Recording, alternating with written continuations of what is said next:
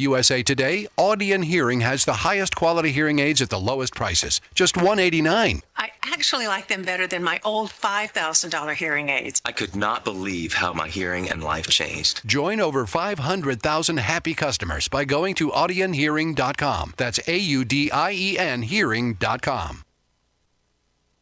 This is the Money Matters Radio Network, WBNW 1120 AM and W275CM FM, Concord, Boston. The Money Matters Radio Network. This is Michael Valila, Adjutant of the Disabled American Veterans Department of Massachusetts. We pride ourselves on being able to support veterans in their time of greatest need, ensuring they receive the protections they deserve. For over 100 years, the DAV of Massachusetts has helped thousands of veterans with housing, transportation, and medical assistance, and you can help too. Please visit dav5k.boston and make a donation today. That's dav5k.boston. Hi, this is Chuck and Mike from the Armstrong Advisory Group, and we have a guide available this month titled 7 Common Financial Frauds and Scams. Mike, the big one that people tend to focus on, and it's an important one, is identity theft. Let's first define what identity theft is. Yeah, well, I think it's also fairly misunderstood because some people have a vision of, a big criminal ripping off your identity, and it's not usually done that way. But identity theft is using someone's social security number or, identifying their bank account numbers to be able to imitate them and therefore gain access to their funds in some way, shape, or form.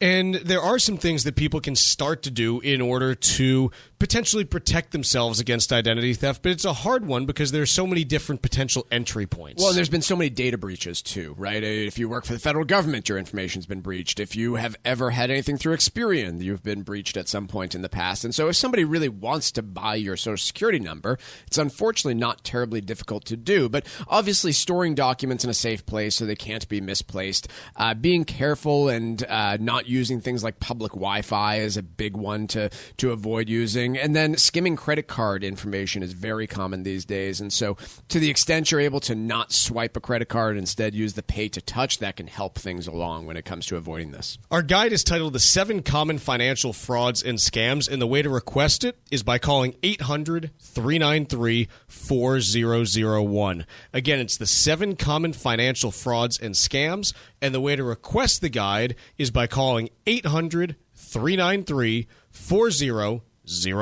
The proceeding was paid for by Armstrong Advisory Group, a registered investment advisor. Nothing in the ad or in any Armstrong guide is specific financial, legal, or tax advice. Consult your own financial, tax, and estate planning advisors before making any investment decisions. Armstrong may contact you to offer investment advisory services. The calendar is turned, and the cold is here to stay. So now's the perfect time to plan that getaway to the U.S. Virgin Islands. Act now and take advantage of a special promotion to St. Croix. Experience a vibe like no other and receive a $250 per person airfare credit and a free hotel night when you book a 5-night minimum stay with any participating hotel before June 30th, 2025. St. Croix is known for its incredible history and spectacular architecture, along with world-class cuisine, incredible golf courses, and a wide variety of water sports. From the moment you arrive, you'll fall naturally in rhythm with the heartbeat of the islands. There's no money to exchange, and travel from New England could not be easier. America's Caribbean paradise is waiting for you.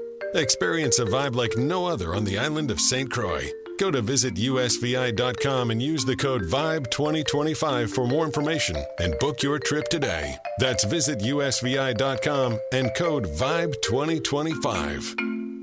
Are you over the age of 50? Want peace of mind and financial security for your family? Here's an important message to you from Senior Care USA. The average funeral now costs over $10,000. That leaves your loved ones the burden of paying your debts and funeral costs. Our plans start as low as $1 per day and will pay your family up to $30,000 to help pay for your funeral and other expenses. There are no medical exams. Your rates will never increase, and your plan cannot be canceled, regardless of your medical condition, as long as you make your premium payments. Get up to $30,000 in final expense insurance. Call now for free information. Just answer a few simple questions and get approved right over the phone in just a few minutes. Call right now. Call 800-378-3818. 800-378-3818. 800-378-3818. That's 800-378-3818.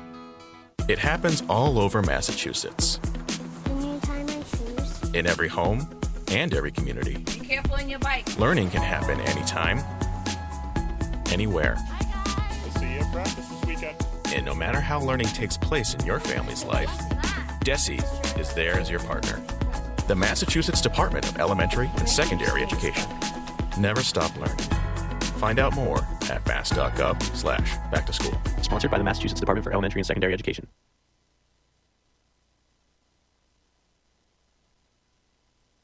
The Financial Exchange is produced by Money Matters Radio and is hosted by employees of the Armstrong Advisory Group, a registered investment advisor. All opinions expressed are solely those of the hosts, do not reflect the opinions of Armstrong Advisory or anyone else. Investments can lose money. This program does not offer any specific financial or investment advice. Please consult your own financial, tax, and estate planning advisors before making any investment decisions. Armstrong Advisory and the advertisers heard on this program do not endorse each other or their services. Armstrong and Money Matters Radio do not compensate each other for referrals and are not affiliated.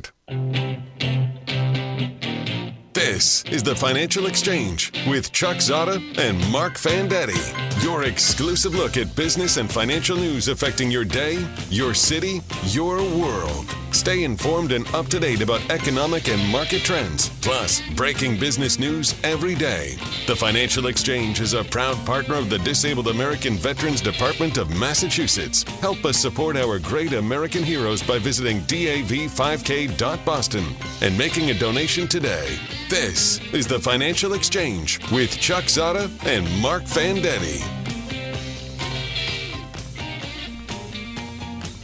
It is Chuck, Mark, and Tucker with you on a CPI Wednesday. And at 8:30 this morning, we got the CPI data from the fine folks at the Bureau of Labor Statistics. And what it showed was that month over month, the headline inflation rate increased 0.4%, as expected. The core inflation rate, a little bit better, came in at 0.2% in terms of that core number. It was something that when we look at the unrounded version, because, again, they give you 2 decimal points, but all that gets published is 1. When you look at the unrounded version, it came in at 0.22, so it's not something like it came in at like 0.245 and got rounded down. It was, pretty darn close to 0.2. And so that's always good to see when, you go at one more decimal point and you're not really surprised by anything there. And so on this, you've got the 10-year U.S. Treasury dropping 13 basis points to 4.661% from 4.79-ish. Okay. And ultimately, it seems to me that, sure, these, the core reading was better. I mean, it annualizes to around 2.7 if you, think you're going to get 12 more of these, which is better. Like, there's nothing wrong there. But ultimately, I don't know that you can really look at this data and be like, hey, we whipped inflation good. Yeah. Don't let market reaction color your interpretation of the data. Try to, if you're into this kind of stuff, if you don't care, and you probably care a little bit because you're listening, but you don't have to care that much because it's only 1 month's worth. But I think we all have a tendency to look at what the market did, and it either amplifies or mutes or warps our interpretation of the data.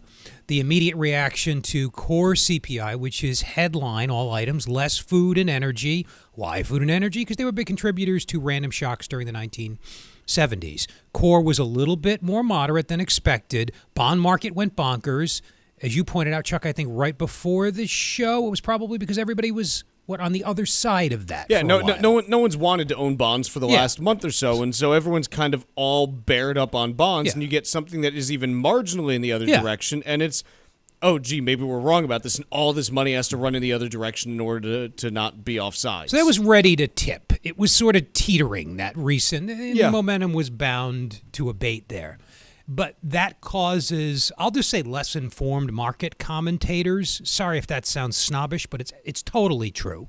To let the market's reaction color their spin or their interpretation, because they're a little bit, weak-minded. They don't have firm views or a model for inflation in mind, and then they run with that because it's the easy thing to do. And it starts getting amplified. Bloomberg, CNBC, they all repeat the same headline.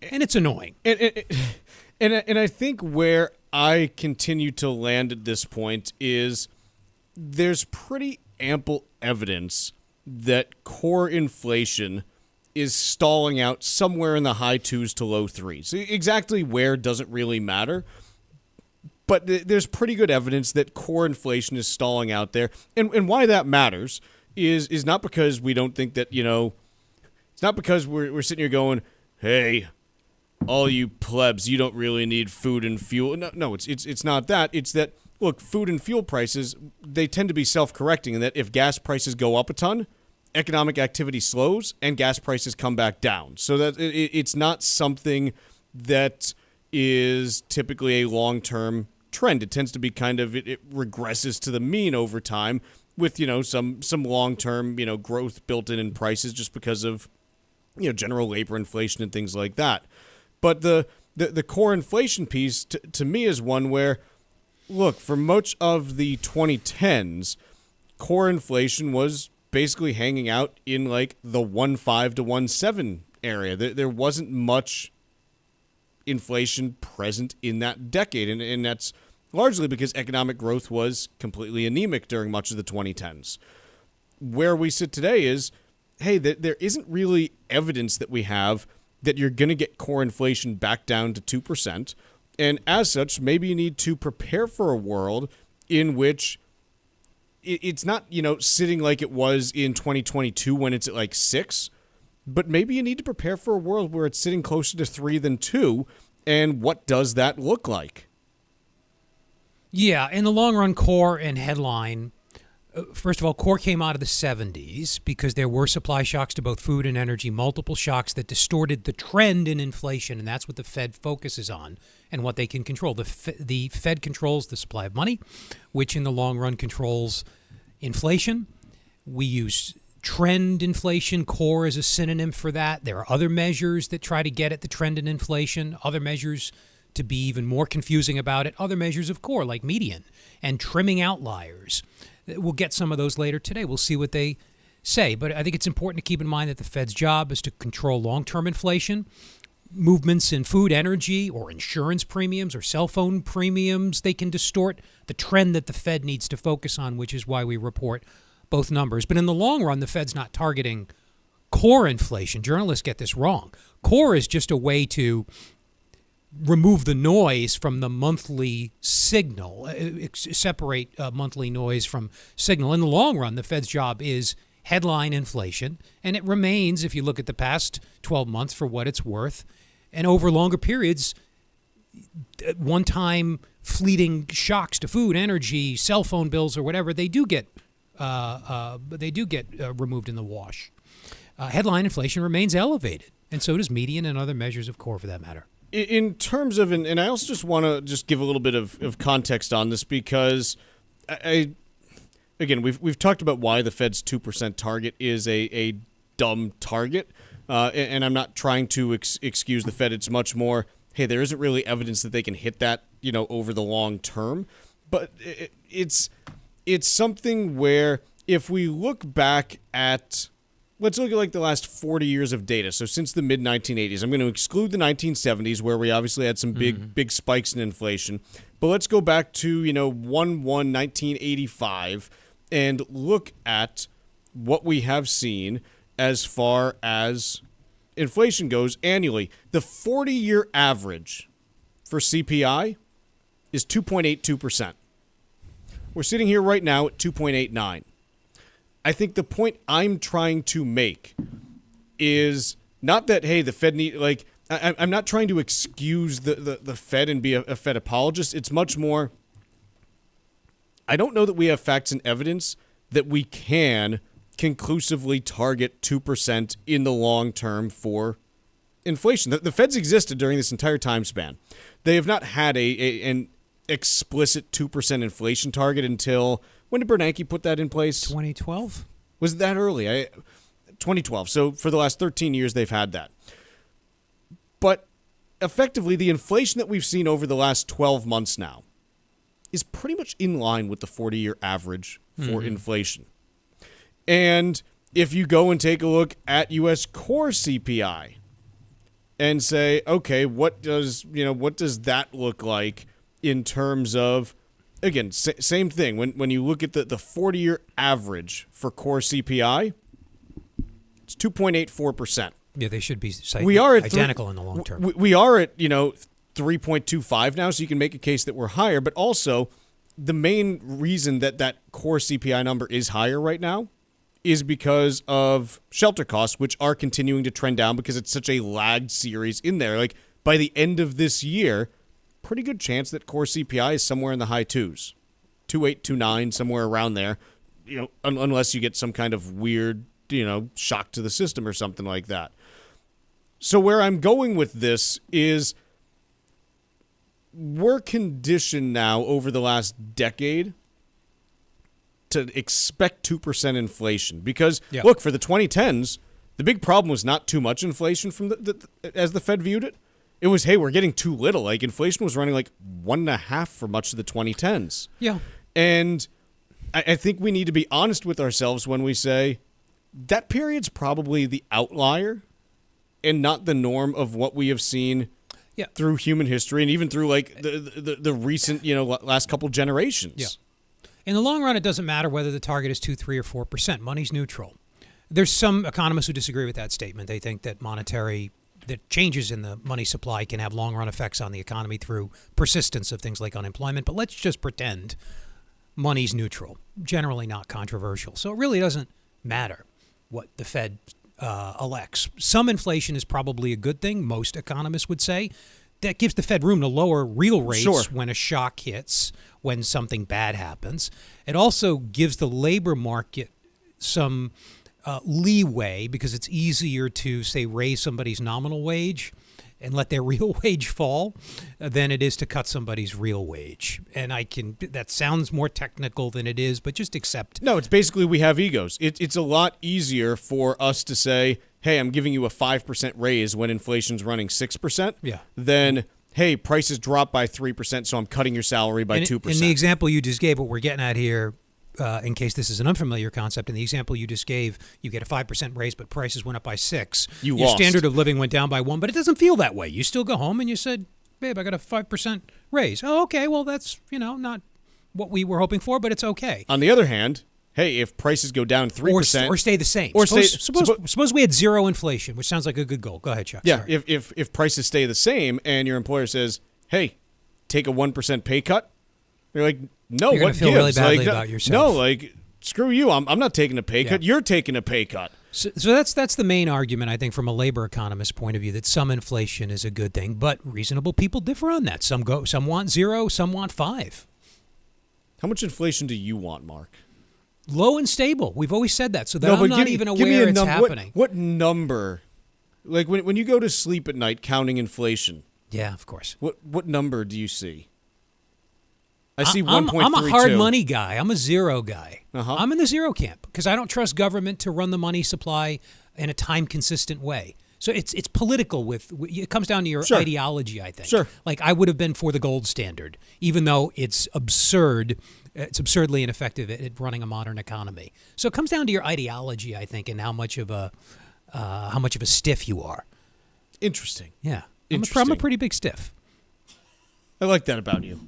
Let's take a quick break. When we come back, let's talk a little bit. I think that's enough inflation talk for now. Let's talk about the Fed, though, and what they potentially do over the course of 2025.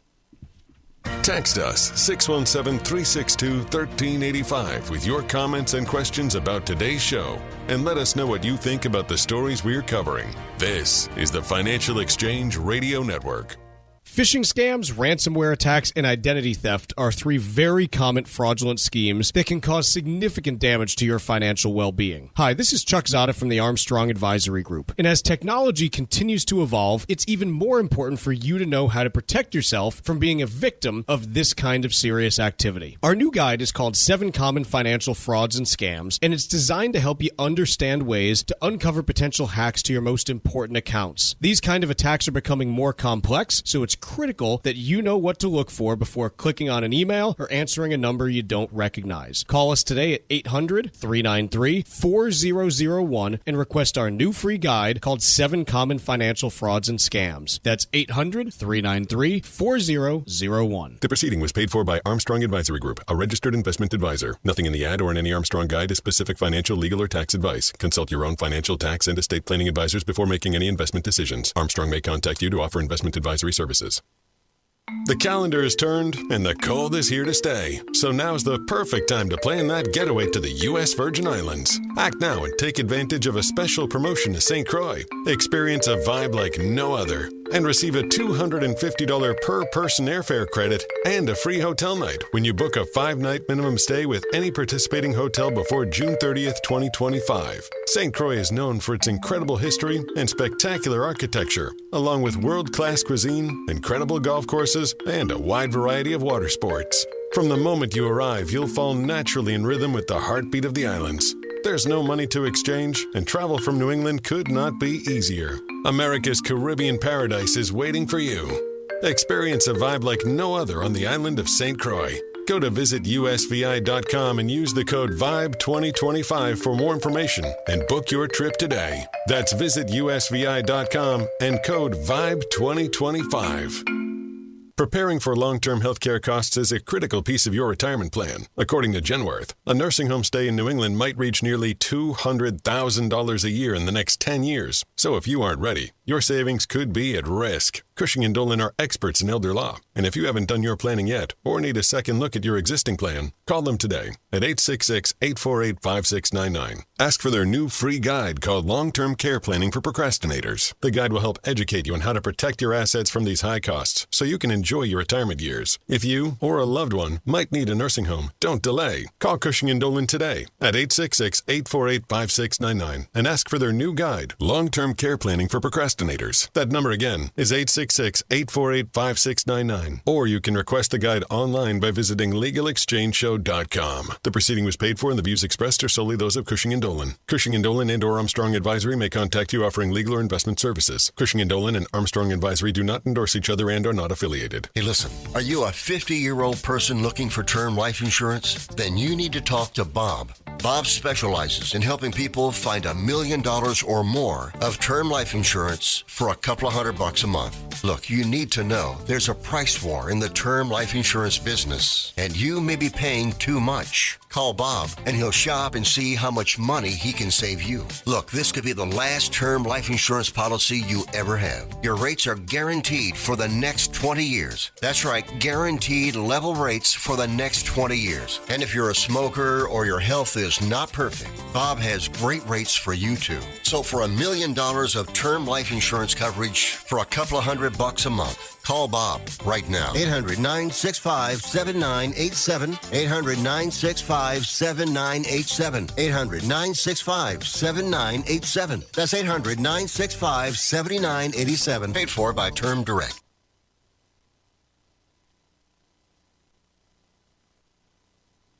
The Financial Exchange streams live on YouTube. Like our page and stay up to date on breaking business news all morning long. This is the Financial Exchange Radio Network.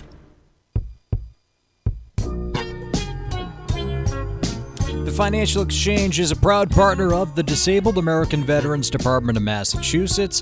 By making a donation, you can support the Veteran Advancement Program, which offers permanent and transitional affordable housing to veterans and their dependents. The DAV of Massachusetts is the only DAV department in the country to lead a veterans housing initiative for single vets and those with families. Visit dav5k.boston to make a donation today, and make note for this year's 5K to be held on Saturday, November 8th. That's dav5k.boston.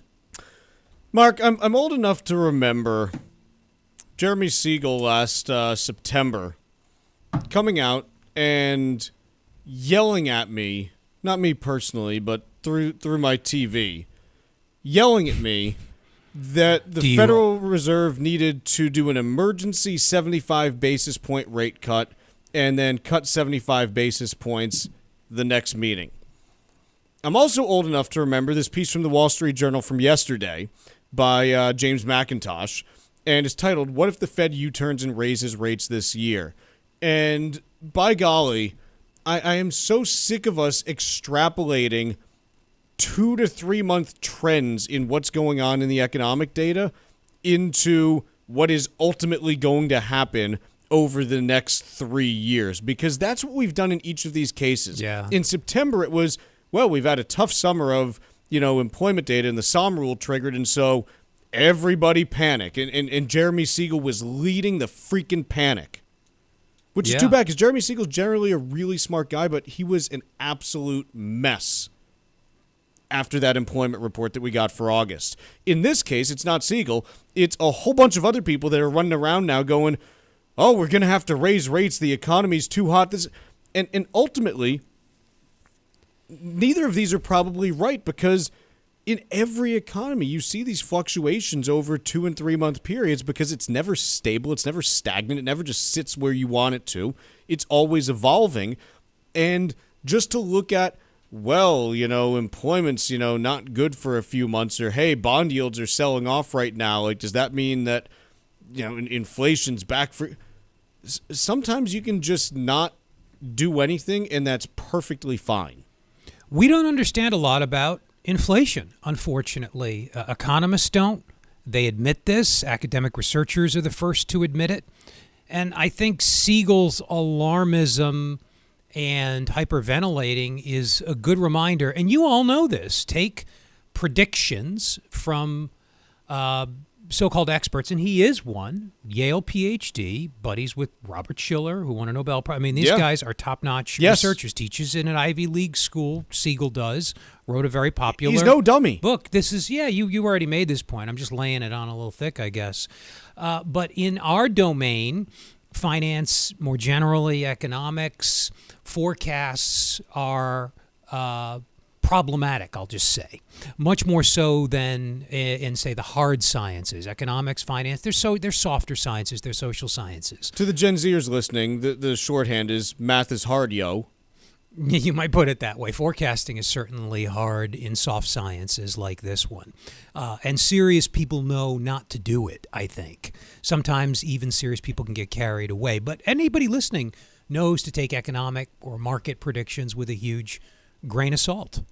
When we talk about the case for the Federal Reserve hiking, I'll lay out my case in which it would be reasonable to discuss this.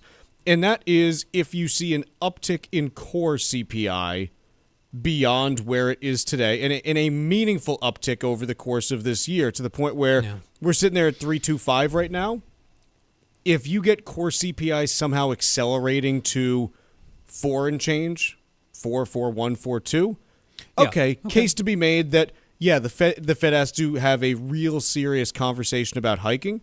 But the question that I'll ask to anyone listening, and to you, Mark, is, okay, what's the case for core CPI accelerating from here? So you have to think about the process of inflation, and the way researchers generally think about it is it's composed of a core or underlying component. I'm using core here not in the ex-food and energy sense. I'm using it in the more general sense. It's driven by too much money it's driven by output departing from its potential, the economy exceeding its speed limit. That's one part of core in modern macroeconomic models. The other part is expectations.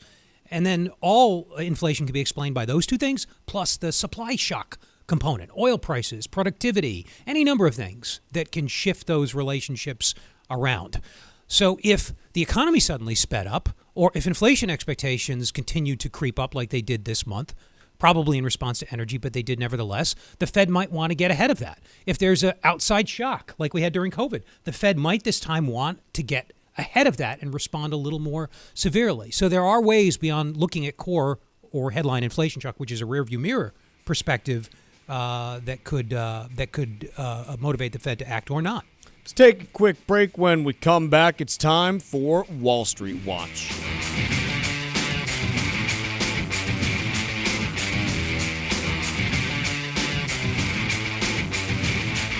Like us on Facebook and follow us on Twitter @TFE Show. Breaking business news is always first, right here on the Financial Exchange Radio Network. As a busy mom to 4 kids, my to-do list is full. Trying to fit in exercise, eating right, and prioritizing self-care can feel next to impossible. While we can't add more hours to the day, we do have a great resource to help. Go Red for Women has easy tips, tools, and information to help you and your family live a healthier life. So to all the moms, the aunts, the grandmothers, and amazing women out there doing it all, visit goredforwomen.org/momlife today. You take care of them, Go Red for Women will take care of you. Environmental nonprofit Ocean River Institute is working with communities to tackle climate change with nature-based solutions that feature slowing water down and building more soil with grasses and plants. Research indicates that people acting in their own neighborhoods can build an inch of soil in a year and slow sea level rise down by as much as 25%. Please visit oceanriver.org for more information on opportunities to make a difference and go the distance for savvy stewardship of a greener and bluer planet Earth. The calendar is turned and the cold is here to stay. So now's the perfect time to plan that getaway to the U.S. Virgin Islands. Act now and take advantage of a special promotion to St. Croix. Experience a vibe like no other and receive a $250 per person airfare credit and a free hotel night when you book a 5-night minimum stay with any participating hotel before June 30th, 2025. St. Croix is known for its incredible history and spectacular architecture, along with world-class cuisine, incredible golf courses, and a wide variety of water sports. From the moment you arrive, you'll fall naturally in rhythm with the heartbeat of the islands. There's no money to exchange, and travel from New England could not be easier. America's Caribbean paradise is waiting for you. Experience a vibe like no other on the island of St. Croix. Go to visitusvi.com and use the code VIBE2025 for more information and book your trip today. That's visitusvi.com and code VIBE2025.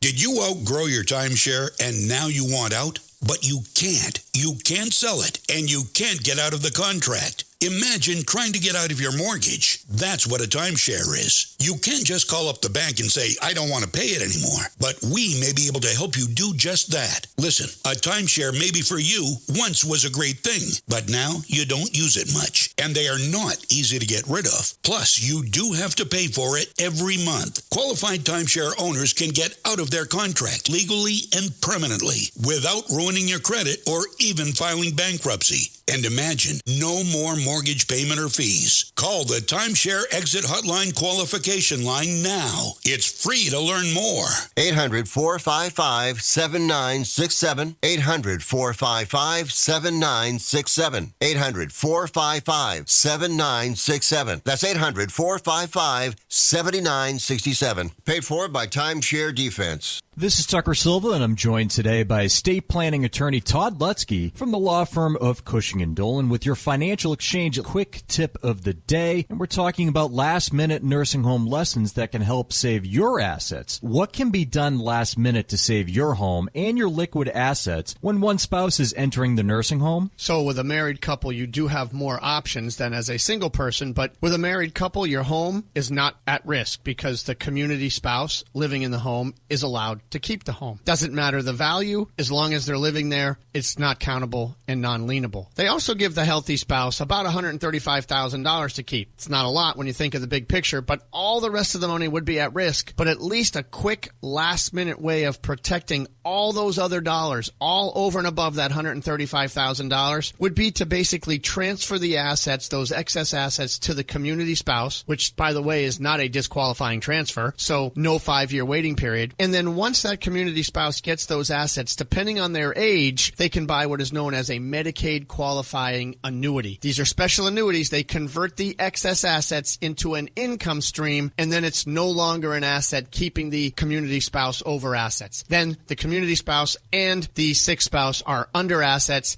and they're eligible for Medicaid. Cushing & Dolan has written a brand new guide, especially for those of you who have put off doing your planning and are now faced with a last-minute nursing home situation. Request this brand new guide from Cushing & Dolan at 866-848-5699. It's called Long-Term Care Planning for Procrastinators. 866-848-5699. Or if you prefer, you can simply go to their website, legalexchangeshow.com, and request it there. The proceeding was paid for, and the views expressed are solely those of Cushing & Dolan. Cushing & Dolan and or Armstrong Advisory may contact you offering legal or investment services. Cushing and Armstrong do not endorse each other and are not affiliated.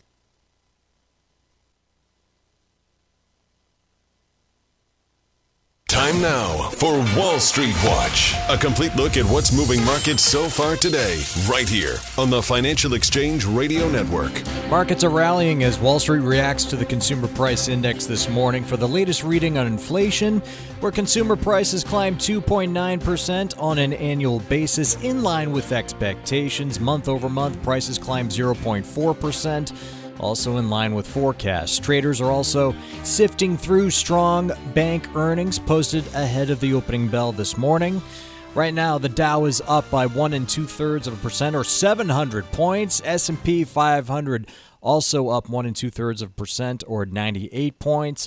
NASDAQ surging over 2% higher or 428 points. Russell 2000 up nearly 2.5% higher or 53 points. 10-year Treasury yield pulling back by 14 basis points at 4.63%. And crude oil is up 2% higher, trading just above $79 a barrel.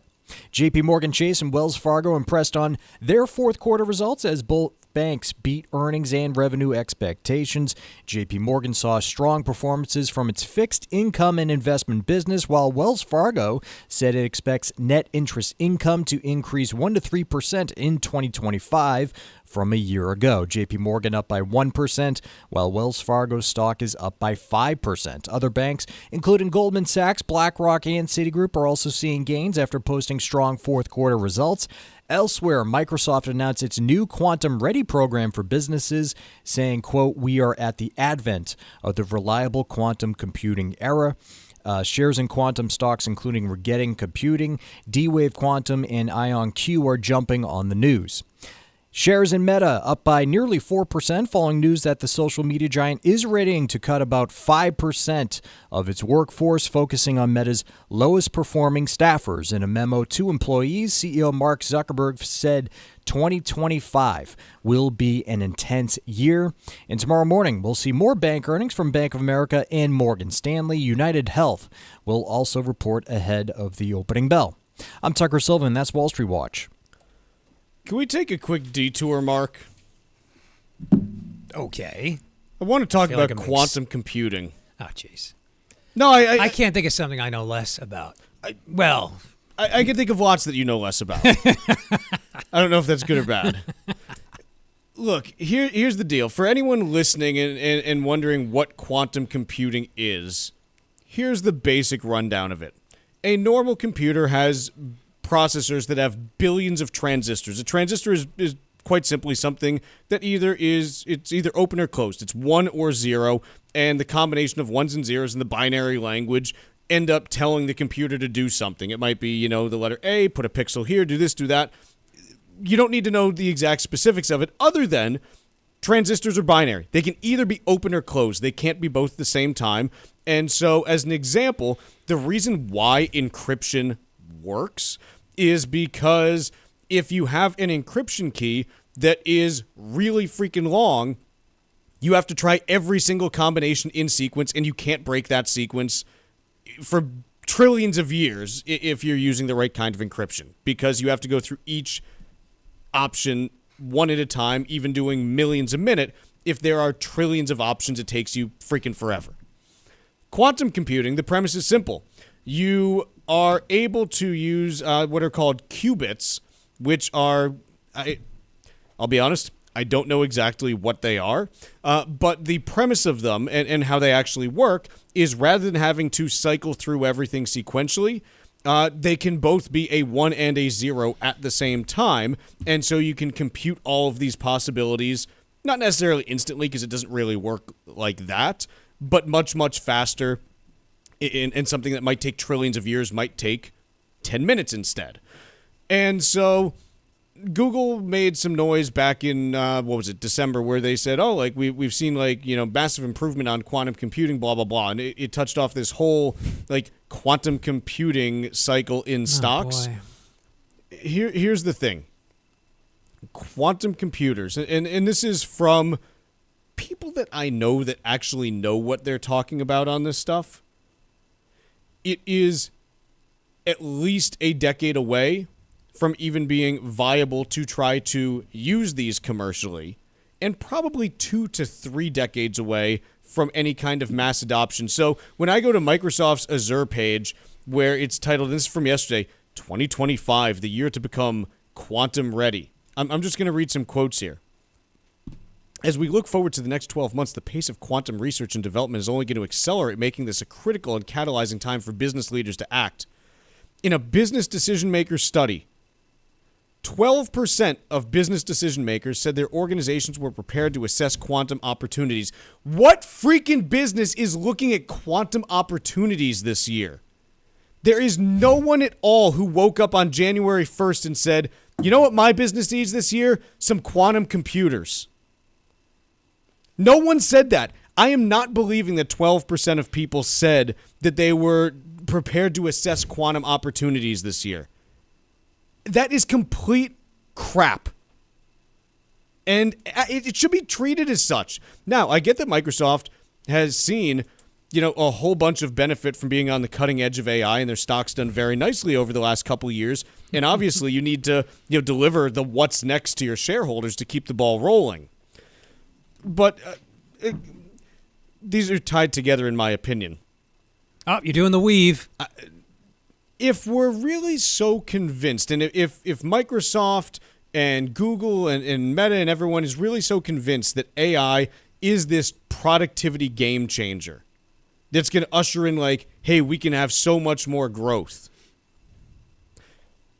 why are they not laying off more people? And specifically, Salesforce, who is a company that's supposedly at the forefront of they have all these AI agents that they're rolling out. Why did Mark Benioff, the CEO, announce they were hiring 2,000 more salespeople at the end of last year to sell AI? Why can't your AI agents do the selling? Is it maybe because they can't do what you're saying they can do? Because all I know is if I had access to all of these tools internally, and they were really as good as I was claiming them to be, well, why do I need either A, why do I need the headcount that I have because they can do the work, or B, why am I going out and hiring a whole bunch of people to sell the AI tools? Why am I not just building AI to sell the AI tools? It should be self-evident that it will help your business. They should just show you the software. So I guess where I'm kind of at to tie this all back together is the reason that we're starting to see all of this quantum computing talk from the big AI guys. Is it because the promise of AI is going to fall flat on its face in the next year or two? Is the question that I'm asking.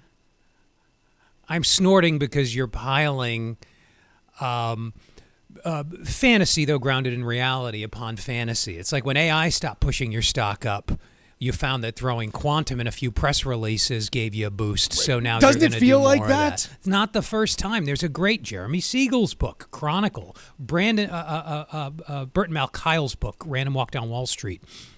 Goes back decades. Many of you read it in college. You may have forgotten it, but pick it up again. He chronicles the tech boom, the tronics boom, of the 60s when businesses started suffixing their names with tronics because they realized that they could push up their share price just by seeming to be avant-garde or cutting edge. So this is not new. In my experience, when people in finance with MBAs, even though they're really smart, start talking about a technology, they generally don't understand it, and they're just trying to sell you something or push up their stock price. Look, I'm not denying that there could be enormous productivity and thus economic growth benefits from something like AI, but you don't have to be a savvy investor to avail yourselves of them. Just buy an index fund and you'll benefit passively, as they're engineered to do, from any of those innovations. Becoming quantum ready is both a business and global imperative. Maybe, I don't know. In fact, the United Nations announced 2025 as the International Year of Quantum Science and Technology. Okay. Parentheses, IYQ, reflecting the transformative impact quantum mechanics has had in the past century and setting the stage for the next wave of quantum innovation. Yeah, I mean, if you're really curious, there are some good lectures on Amazon Prime about physics and quantum mechanics for lay people like me. I think it's really interesting stuff. I think that what we're talking about here in terms of, companies need to use this year to get serious about quantum computing. No, they don't. I don't know. Maybe in retrospect, this will have been the year to make room for that big quantum computer in the kitchen. I don't know. I don't. Put it on the board, Tucker. No one is selling a quantum computer in 2025. Someone might make one and use it internally, but no one is selling one. What about 2026? Fine, you can put that on the board too. Right. I know. I was trying to. I know you normally don't like really long-term things. That's short enough because you're saying this year and next. It's fine. You usually do like a decade out predictions. I know. I'm which trying. Is ridiculous. I'm trying to be better. Yeah. So 2 years is if fine. I can get a little better each day, that's all I'm trying to do. Let's take a quick break. When we come back, we'll talk a little bit about bank earnings. JPMorgan, Wells Fargo, Goldman Sachs, whole bunch reporting. We got a couple of them that we'll cover when we return. This is your home for the most comprehensive coverage of the economy and the trends on Wall Street. This is the Financial Exchange Radio Network. The calendar is turned and the cold is here to stay. So now's the perfect time to plan that getaway to the U.S. Virgin Islands. Act now and take advantage of a special promotion to St. Croix. Experience a vibe like no other and receive a $250 per person airfare credit and a free hotel night when you book a 5-night minimum stay with any participating hotel before June 30th, 2025. St. Croix is known for its incredible history and spectacular architecture, along with world-class cuisine, incredible golf courses, and a wide variety of water sports. From the moment you arrive, you'll fall naturally in rhythm with the heartbeat of the islands. There's no money to exchange, and travel from New England could not be easier. America's Caribbean paradise is waiting for you. Experience a vibe like no other on the island of St. Croix.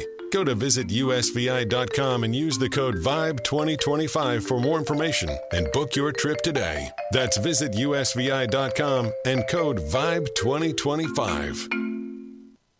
With digital technology continuously evolving, hackers are coming up with incredibly elaborate schemes to commit fraud, which could put your financial well-being at risk. Hi, this is Mike Armstrong from the Armstrong Advisory Group, and in today's landscape, it's critically important that you beware of the potential dangers that exist. Our new guide is called 7 Common Financial Frauds and Scams, and its purpose is to help you understand what steps you can take to avoid becoming a victim. Whether it's identity theft, inheritance scams, or Ponzi schemes, this guide can educate you about these risks, giving you the chance to make any necessary changes to your overall financial strategy. Call us today at 800-393-4001 and request our new guide called 7 Common Financial Frauds and Scams. That number once again, 800-393-4001. The proceeding was paid for by Armstrong Advisory Group, a registered investment advisor. Nothing in the ad or in any Armstrong guide is specific financial, legal, or tax advice. Consult your own financial, tax, and estate planning advisors before making any investment decisions. Armstrong may contact you to offer investment advisory services. Preparing for long-term health care costs is a critical piece of your retirement plan. According to Genworth, a nursing home stay in New England might reach nearly $200,000 a year in the next 10 years. So if you aren't ready, your savings could be at risk. Cushing & Dolan are experts in elder law, and if you haven't done your planning yet or need a second look at your existing plan, call them today at 866-848-5699. Ask for their new free guide called Long-Term Care Planning for Procrastinators. The guide will help educate you on how to protect your assets from these high costs so you can enjoy your retirement years. If you or a loved one might need a nursing home, don't delay. Call Cushing & Dolan today at 866-848-5699 and ask for their new guide, Long-Term Care Planning for Procrastinators. That number again is 866-848-5699. Or you can request the guide online by visiting LegalExchangeShow.com. The proceeding was paid for and the views expressed are solely those of Cushing & Dolan. Cushing & Dolan and or Armstrong Advisory may contact you offering legal or investment services. Cushing & Dolan and Armstrong Advisory do not endorse each other and are not affiliated. Are you retired like me and you just found out you owe the IRS a ton of money? Well, what would your life be like if they took your retirement savings away from you? They can do it and your property. If you owe the IRS back taxes or you haven't filed in a while, the Tax Relief Line is here to help you. They can stop the IRS from taking your retirement savings. If you qualify, you could have your tax bill reduced to zero. That's right. If you're retired and you owe the IRS a lot in back taxes, you could have your entire tax bill reduced to zero due. The IRS has now hired thousands of new employees, so they're ready to come after you. Don't let them take your retirement savings or property. Make this free call now. 800-251-2153. 800-251-2153. 800-251-2153. That's 800-251-2153.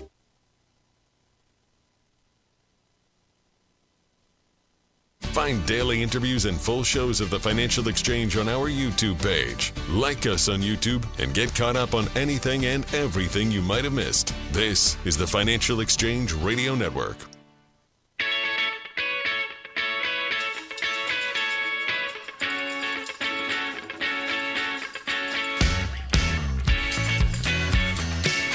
All right, so we're right in the middle of bank earnings season. JPMorgan reported earnings. What did Senor Diamond tell us this morning? Oh, I was just looking at the results. I wasn't paying too much attention to his editorializing. But what strikes me about JPMorgan is operational, I'll just call it efficiency. They're very high ROE, return on equity, relative to competitors. It seems like all financial services companies have benefited from the lush and favorable financial conditions we've experienced over the past year. You see that with Goldman, you see that with Morgan, you see that with Bank of America, pretty much across the board. So when you get eye-popping results like they seem to be delivering this quarter, you got to wonder how much of it is due to favorable conditions, how much of it is due to, I'll just call it skill in management. And Morgan in particular, since you asked, seems to be able to generate consistently high ROE relative to competitors. The one metric notable to me is someone who doesn't, follow this space that closely. And again, that's not due to just a favorable backdrop. That's due to skill and management. According to Genworth, the average monthly cost for a private room in New England could double by 2040. So if you're not prepared to handle the increased costs of nursing home care, your assets may be at risk. Call Cushing & Dolan today and request their new guide called Long-Term Care Planning for Procrastinators. It'll help you understand how to protect your assets and allow you to enjoy your later years. An unexpected nursing home stay could significantly reduce your wealth and prosperity. Call Cushing & Dolan right now at 866-848-5699 and get your free guide called Long-Term Care Planning for Procrastinators. Don't put off today what you might really need to do tomorrow. That's 866-848-5699, or you can request the guide from their website, LegalExchangeShow.com. The proceeding was paid for and the views expressed are solely those of Cushing & Dolan. Cushing & Dolan and or Armstrong Advisory may contact you offering legal or investment services. Cushing & Armstrong do not endorse each other and are not affiliated. Wells Fargo also reporting they took a $647 million severance charge for the quarter as they're continuing to try to cut their headcount. But overall, when you look at Wells Fargo, again, trying to, I think, get their feet under them after a decade in the 2010s that I think can best be described as like very out of character and very bad for a bank that was typically thought of as, operating at a high level, not taking big risks, and generally being pretty well thought of. Had a number of different scandals related largely to a lack of internal control within the company, and now trying to get themselves kind of back on their feet as they go through the 2020s. So it's hard for me to find a bank that saw its star fall more than them during the 2010s. And again, just trying to get themselves squared away here, I think is the message that I get out of this. Yeah, apparently their investment banking business, just reading from the headlines today, contributed. It's not clear whether it's most or a disproportionate share of its most recent jump in profit or net income, depending on how you want to measure it. Do you have any sense for whether their core business, banking, yes, has sort of stabilized and is growing at the rate that they or investors have expected? No or clue. are they? Yeah. I don't know. I'm sorry, I don't know either. I asked a question. I don't know the answer to. They're there. Yeah. I haven't see.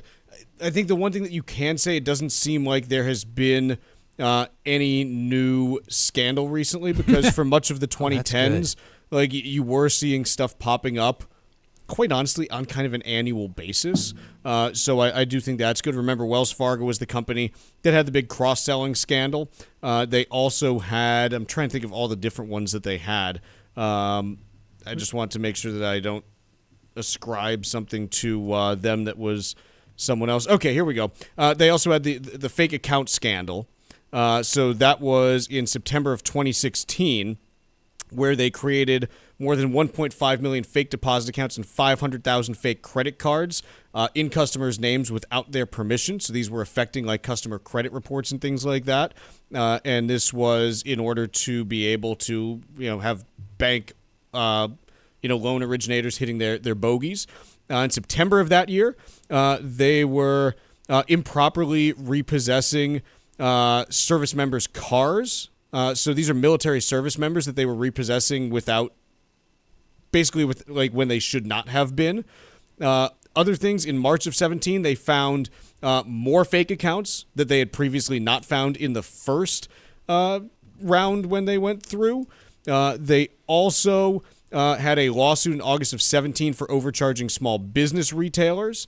Wow. Let's see. What else did they have really here? Really hard to go out of business if you're a big bank. March 2018, Wells Fargo reported that the Justice Department was investigating their wealth management business. In April of 2018, they agreed to $1 billion settlement for mortgage locks and auto loan issues. Let's see. May of 2018, they altered business information like Social Security numbers and dates of birth without client knowledge. Let's see. What else did they have here? July 2018, they had to issue refunds on add-ons like pet insurance and legal services that they had put on products without customers' full understanding and consent. Let's see. Again, it was like just all over the place. It was like a nonstop thing. So I guess the thing that you can say, I don't think I've seen too much on that side recently, which is good. What didn't they do during that period? Any shenanigans they didn't try? It might be a shorter list. Well, to be fair, it wasn't like every single thing they did was a problem, but it was a long list. And by the way, August 2018, this one's bad too. They foreclosed on hundreds of homes due to a computer glitch where people were incorrectly denied loan modifications. So 400 foreclosures happened that should not have. It's pretty bad. It's pretty bad losing your home when you shouldn't have. Let's take a quick break. Hour 2 coming up in a bit.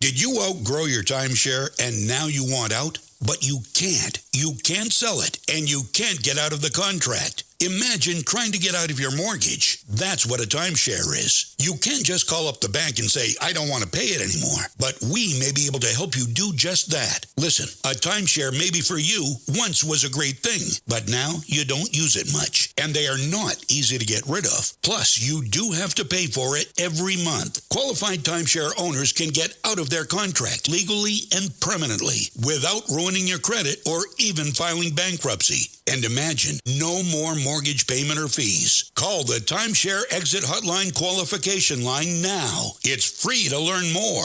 800-455-7967. 800-455-7967. 800-455-7967. That's 800-455-7967. Paid for by Timeshare Defense. Hey, listen, are you a 50-year-old person looking for term life insurance? Then you need to talk to Bob.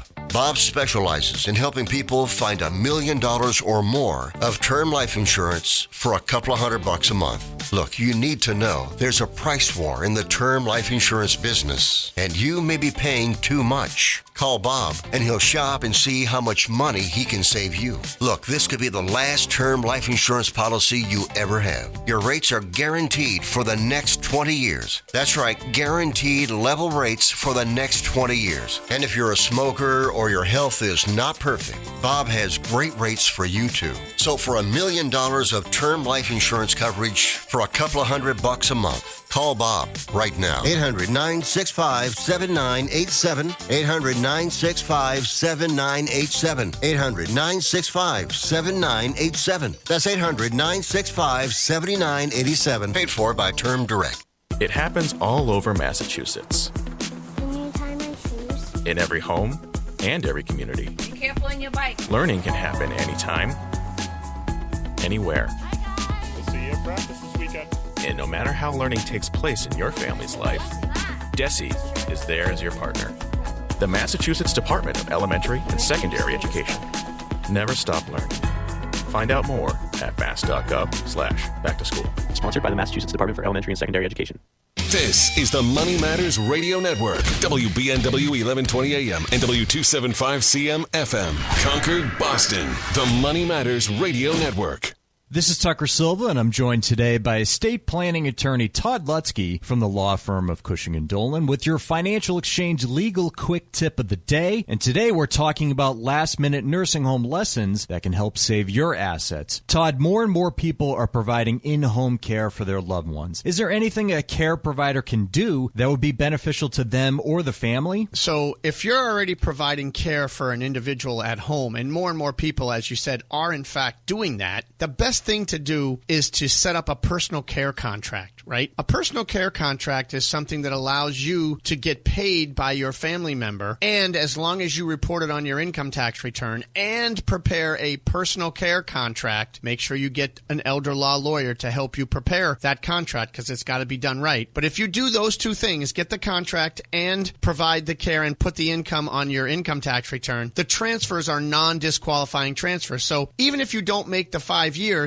those dollars that you're moving will not need to be returned and they will be protected. Also, while you're doing that, set up the trust and get the 5-year clock started. Put some assets in because you just never know if you're going to make it or not, and you would always want to have that 5-year clock running to protect your assets. Cushing & Dolan has written a brand new guide, especially for those of you who have put off doing your planning and are now faced with a last-minute nursing home situation.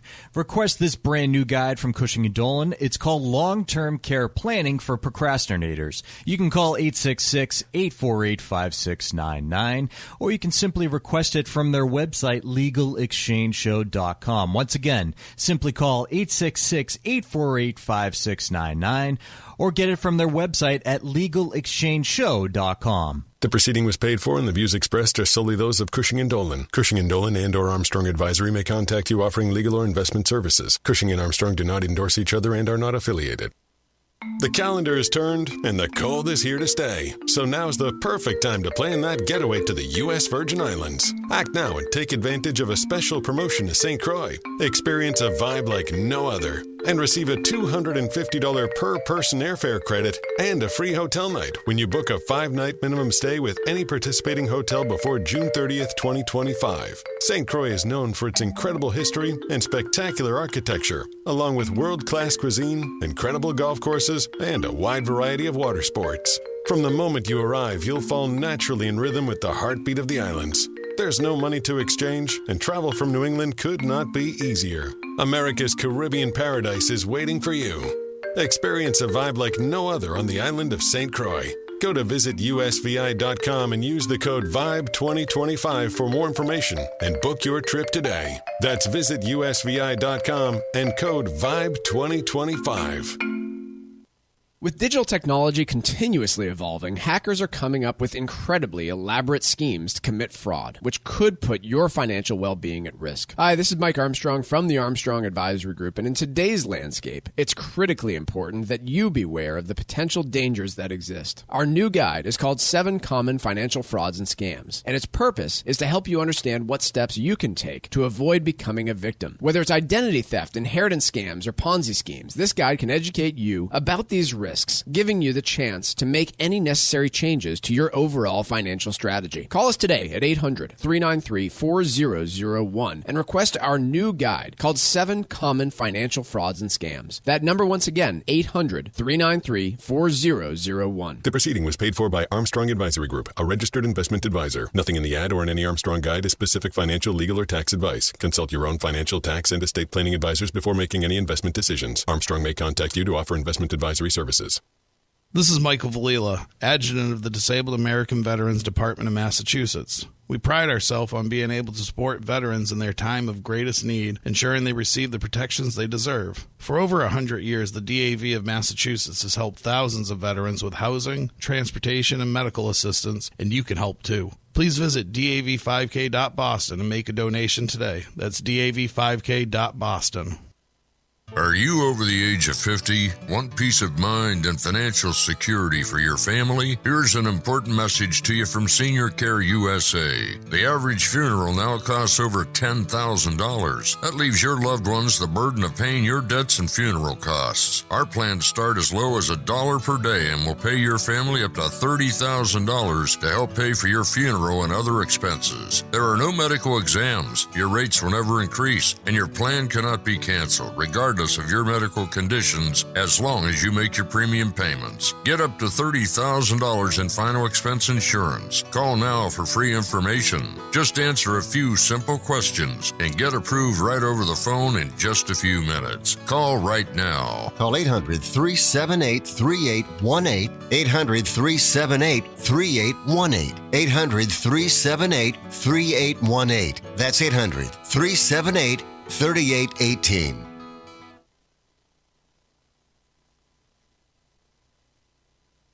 The Financial Exchange is produced by Money Matters Radio and is hosted by employees of the Armstrong Advisory Group, a registered investment advisor. All opinions expressed are solely those of the hosts, do not reflect the opinions of Armstrong Advisory or anyone else. Investments can lose money. This program does not offer any specific financial or investment advice. Please consult your own financial, tax, and estate planning advisors before making any investment decisions. Armstrong Advisory and the advertisers heard on this program do not endorse each other or their services. Armstrong and Money Matters Radio do not compensate each other for referrals and are not affiliated. This is the Financial Exchange with Chuck Zodda and Marc Fandetti. Your exclusive look at business and financial news affecting your day, your city, your world. Stay informed and up to date about economic and market trends, plus breaking business news every day.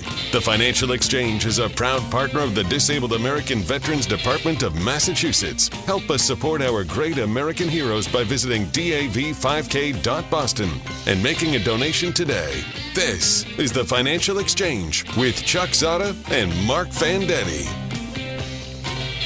Chuck, Mark, Tucker with you here, and we've got the stock market in the midst of a good-sized rally today. The Dow's up 656 points.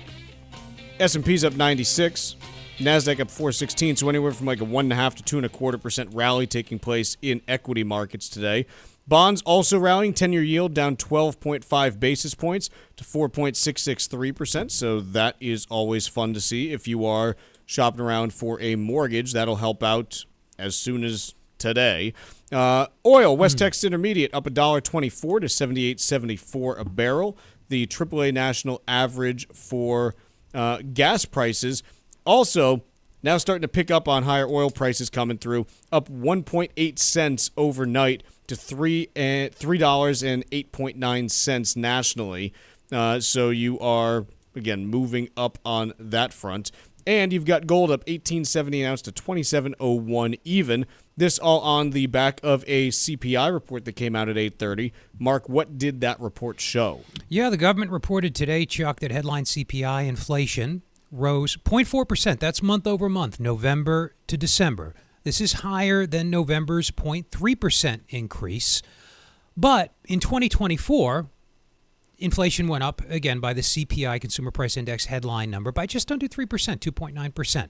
That's not terrific relative to the Fed's long-term goal, but it's lower than 2023's 3.3% and much lower than 2022's 6.4% rates. So progress year over year in a larger sense. Biggest contributor in December. Now, I was personally surprised at how big the headline jump was. Haven't seen a 0.4% month-over-month print for a while, but I probably shouldn't have been because we know energy prices went up by a lot, and they're a component of headline inflation. They're about 6.5% of headline inflation. Not quite the biggest constituent. Food is bigger, but they're big, and energy prices went up by a little over 2.5%. So they were the big driver.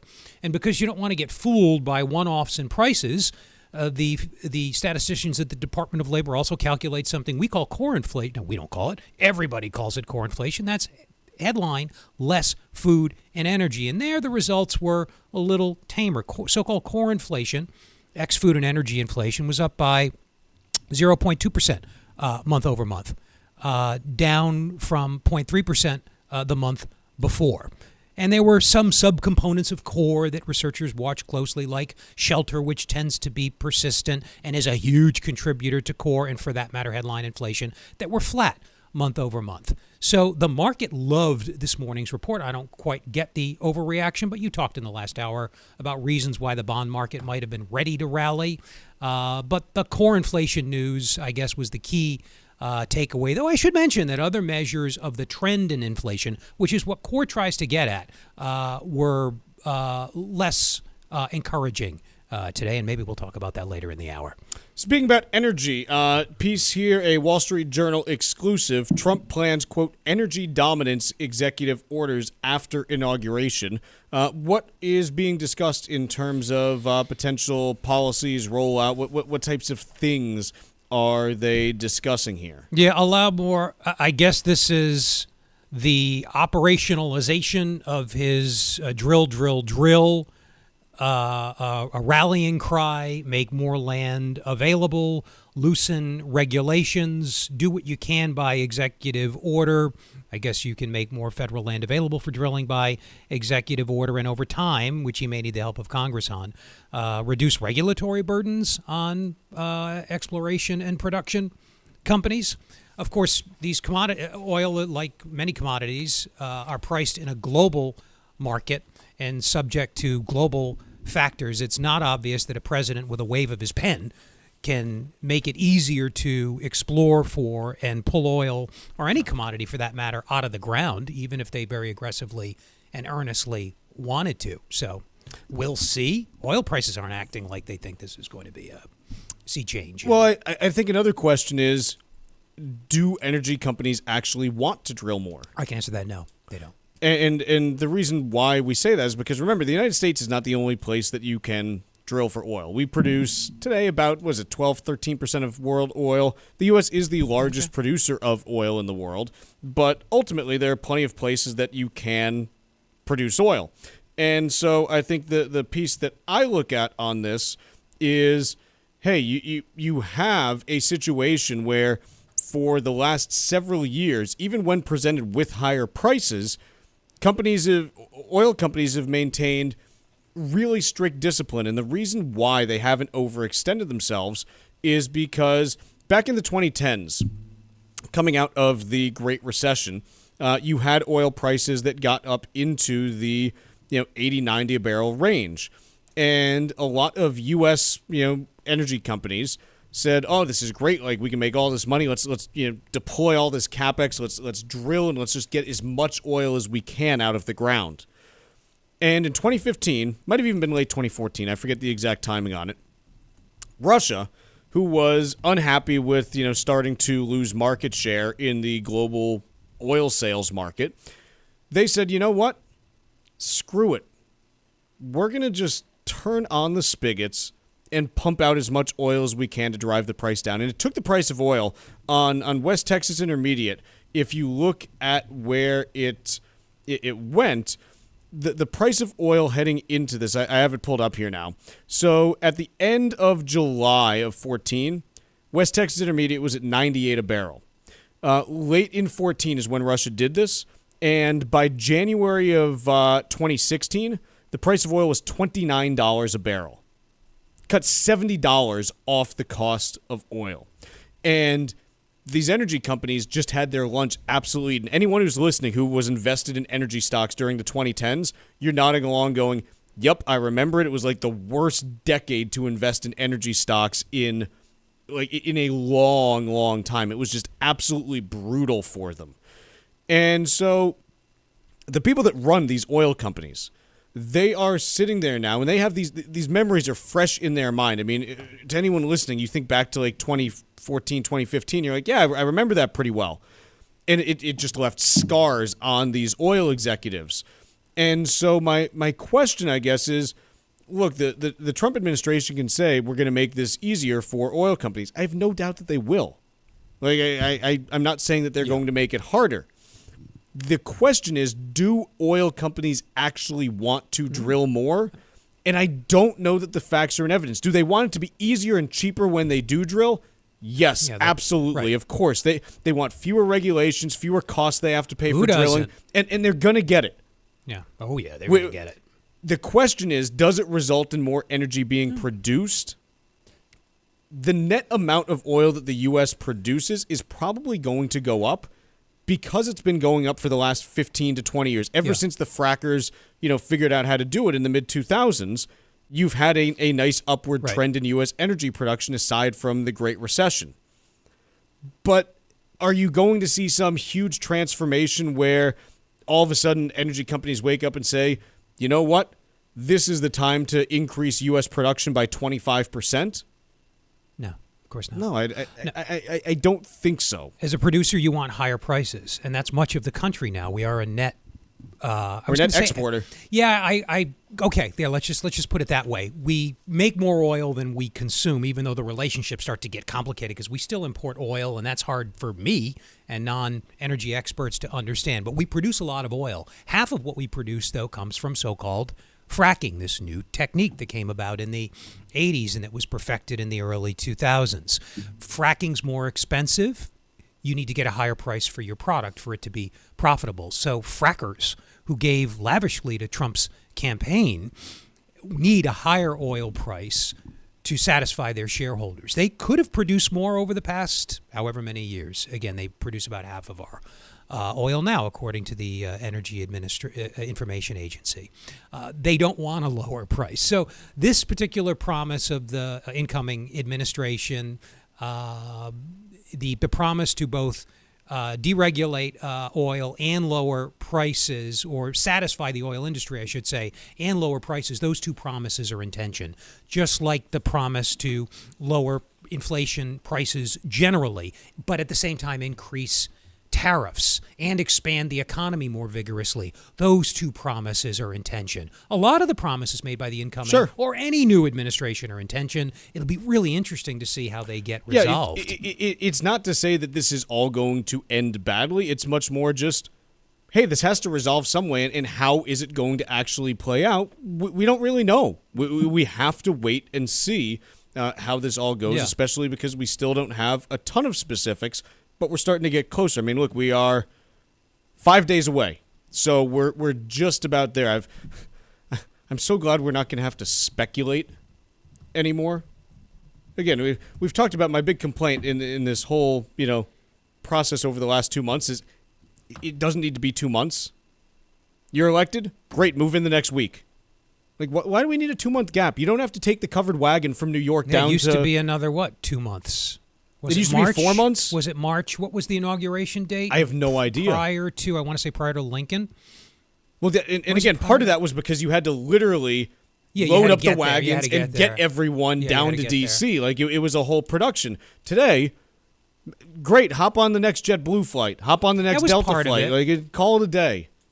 You know? But you need this. You need the Senate to advise and consent on his nominees. The Senate was just sworn in a few weeks ago. That process takes a little bit of time to gear up. So my solution is don't move the inauguration, move the election. Make it like the first week in December. Cut the time in half. It should be a month between. 4 weeks is fine. You mean to tell me that you're running for president and you can't figure out how to get your staff in order? Rethinking all that. Sure. If you can't get your staff in order in 4 weeks, then you shouldn't be president of the United States. Like, what are we really doing here? Yeah, we should be able to do it more quickly. We could do this more quickly. It feels like it happened, though, at a pretty brisk pace. I mean, it took some states long enough to count their votes. The amount of time that we've had to spend speculating about, will this tariff happen, will that one? Well, that's because he keeps frankly, Trump is being a little bit elusive, probably for negotiation reasons. Exactly. But he's stoked the uncertainty, though. But cut the time down. But he's unusual. We'll just call him skilled in the art of creating uncertainty, I guess, for leverage. Yes. So it's been magnified by his style. Otherwise, you normally wouldn't hear anything from a candidate. Cut the time down. Make it a month. Yeah, it'll be fine. I don't feel that urgency, but if it's going to go like this from now on. Everything's quicker these days, you know? Everything's quicker. You don't need a month between the... Send them in that evening, you know? You're out, buddy. Send them in. Why do we have a lame duck president? Like, when people have voted you out, move on. Let's get going. I don't know. We don't need this whole time in between. Let's take a quick break. Speaking of time in between, and when we come back, we've got trivia right after this. The Financial Exchange Show podcast drops every day on Apple, Spotify, and iHeartRadio. Hit that subscribe button and leave us a 5-star review. You're listening to the Financial Exchange Radio Network. Preparing for long-term healthcare costs is a critical piece of your retirement plan. According to Genworth, a nursing home stay in New England might reach nearly $200,000 a year in the next 10 years. So if you aren't ready, your savings could be at risk. Cushing & Dolan are experts in elder law, and if you haven't done your planning yet or need a second look at your existing plan, call them today at 866-848-5699. Ask for their new free guide called Long-Term Care Planning for Procrastinators. The guide will help educate you on how to protect your assets from these high costs so you can enjoy your retirement years. If you or a loved one might need a nursing home, don't delay. Call Cushing & Dolan today at 866-848-5699 and ask for their new guide, Long-Term Care Planning for Procrastinators. That number again is 866-848-5699. Or you can request the guide online by visiting LegalExchangeShow.com. The proceeding was paid for and the views expressed are solely those of Cushing & Dolan. Cushing & Dolan and or Armstrong Advisory may contact you offering legal or investment services. Cushing & Dolan and Armstrong Advisory do not endorse each other and are not affiliated. With digital technology continuously evolving, hackers are coming up with incredibly elaborate schemes to commit fraud, which could put your financial well-being at risk. Hi, this is Mike Armstrong from the Armstrong Advisory Group, and in today's landscape, it's critically important that you beware of the potential dangers that exist. Our new guide is called 7 Common Financial Frauds and Scams, and its purpose is to help you understand what steps you can take to avoid becoming a victim. Whether it's identity theft, inheritance scams, or Ponzi schemes, this guide can educate you about these risks, giving you the chance to make any necessary changes to your overall financial strategy. Call us today at 800-393-4001 and request our new guide called 7 Common Financial Frauds and Scams. That number once again, 800-393-4001. The proceeding was paid for by Armstrong Advisory Group, a registered investment advisor. Nothing in the ad or in any Armstrong guide is specific financial, legal, or tax advice. Consult your own financial, tax, and estate planning advisors before making any investment decisions. Armstrong may contact you to offer investment advisory services. The calendar is turned and the cold is here to stay. So now's the perfect time to plan that getaway to the U.S. Virgin Islands. Act now and take advantage of a special promotion to St. Croix. Experience a vibe like no other and receive a $250 per person airfare credit and a free hotel night when you book a 5-night minimum stay with any participating hotel before June 30th, 2025. St. Croix is known for its incredible history and spectacular architecture, along with world-class cuisine, incredible golf courses, and a wide variety of water sports.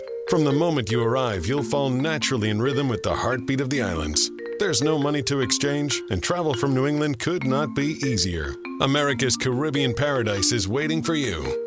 Experience a vibe like no other on the island of St. Croix. Go to visitusvi.com and use the code VIBE2025 for more information and book your trip today. That's visitusvi.com and code VIBE2025.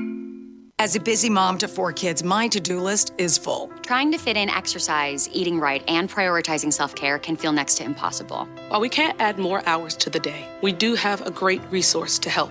Go Red for Women has easy tips, tools, and information to help you and your family live a healthier life. So to all the moms, the aunts, grandmothers, and amazing women out there doing it all, visit goredforwomen.org/momlife today. You take care of them, Go Red for Women will take care of you. Environmental nonprofit Ocean River Institute is working with communities to tackle climate change with nature-based solutions that feature slowing water down and building more soil with grasses and plants.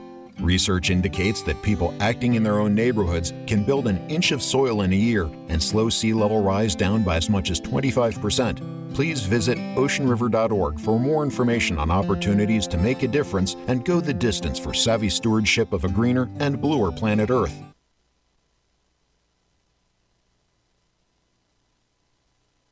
Miss any of the show? The Financial Exchange Show podcast is available on Apple, Spotify, and iHeartRadio. Hit the subscribe button and leave us a 5-star review. This is the Financial Exchange Radio Network.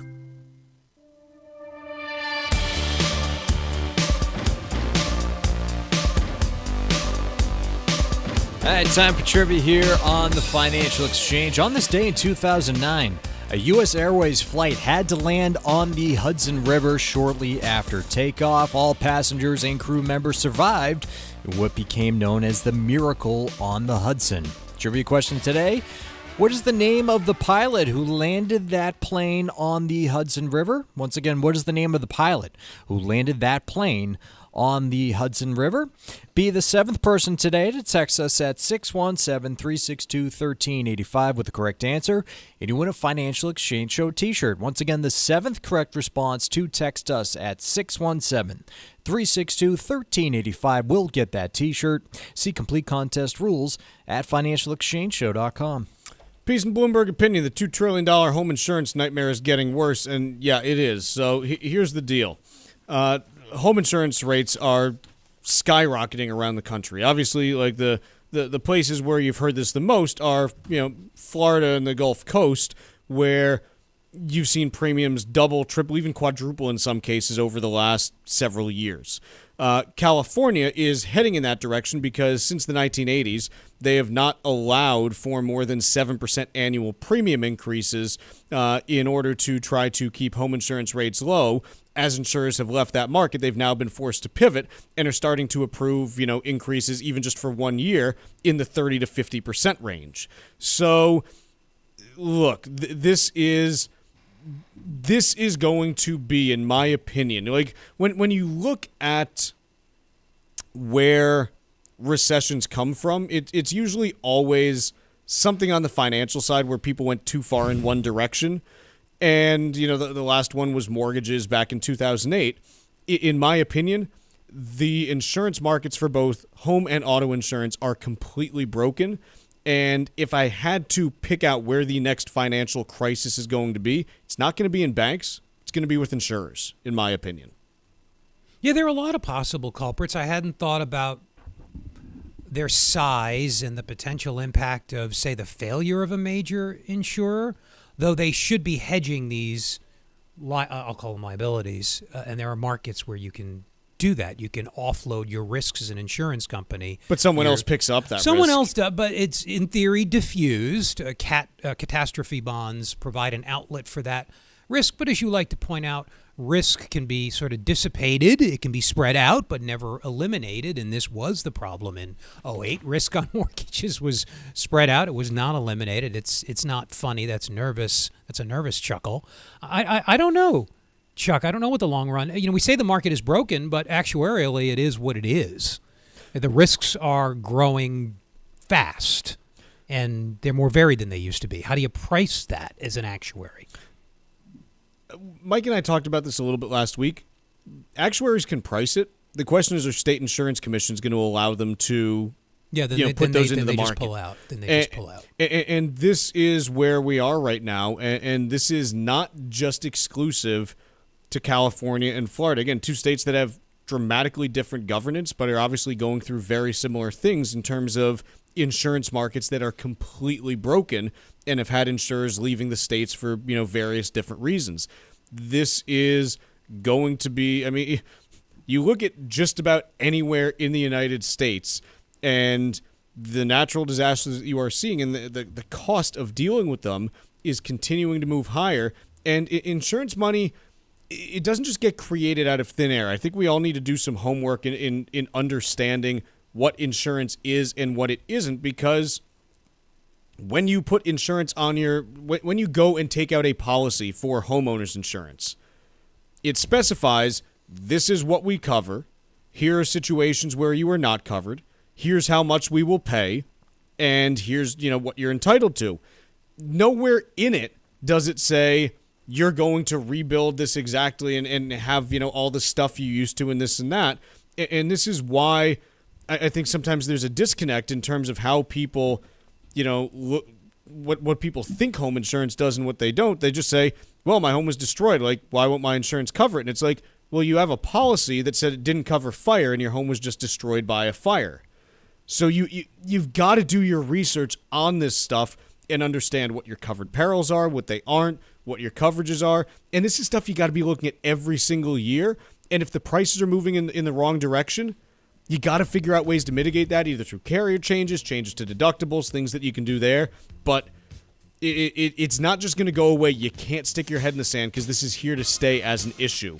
Quick break, trivia answers next.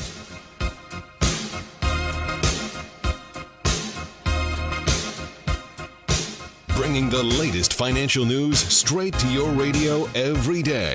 It's the Financial Exchange on the Financial Exchange Radio Network.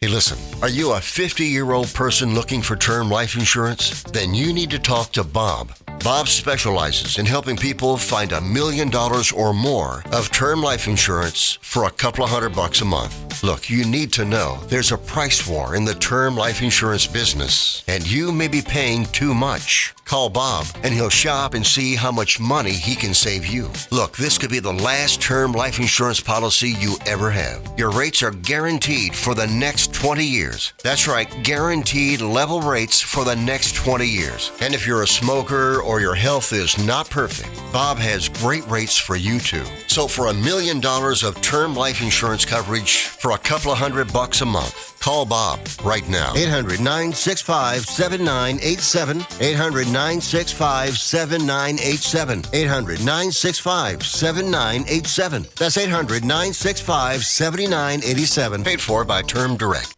Can you afford $15,000 a month for a nursing home? If not, you need to call Cushing & Dolan and get their new guide called Long-Term Care Planning for Procrastinators. Don't let a nursing home stay clean out your savings. Call 866-848-5699. That's 866-848-5699. Or you can request it online by visiting LegalExchangeShow.com. The proceeding was paid for and the views expressed are solely those of Cushing & Dolan. Cushing & Dolan and or Armstrong Advisory may contact you offering legal or investment services. Cushing & Dolan and Armstrong Advisory do not endorse each other and are not affiliated. This is Michael Valila, Adjutant of the Disabled American Veterans Department of Massachusetts. We focus on the people returning from service, not their specific illness or injury. Our number one goal is to make sure our veterans have the necessary services they need, be it physical, emotional, or financial, so that their transition can be seamless. You can help our great American heroes as well by making a donation today by visiting dav5k.boston. That's dav5k.boston. The calendar is turned and the cold is here to stay. So now's the perfect time to plan that getaway to the U.S. Virgin Islands. Act now and take advantage of a special promotion to St. Croix. Experience a vibe like no other and receive a $250 per person airfare credit and a free hotel night when you book a 5-night minimum stay with any participating hotel before June 30th, 2025. St. Croix is known for its incredible history and spectacular architecture, along with world-class cuisine, incredible golf courses, and a wide variety of water sports. From the moment you arrive, you'll fall naturally in rhythm with the heartbeat of the islands. There's no money to exchange, and travel from New England could not be easier. America's Caribbean paradise is waiting for you. Experience a vibe like no other on the island of St. Croix. Go to visitusvi.com and use the code VIBE2025 for more information and book your trip today. That's visitusvi.com and code VIBE2025. Hi, it's Chuck and Mike from the Armstrong Advisory Group. Our guide this month is the 7 common financial frauds and scams.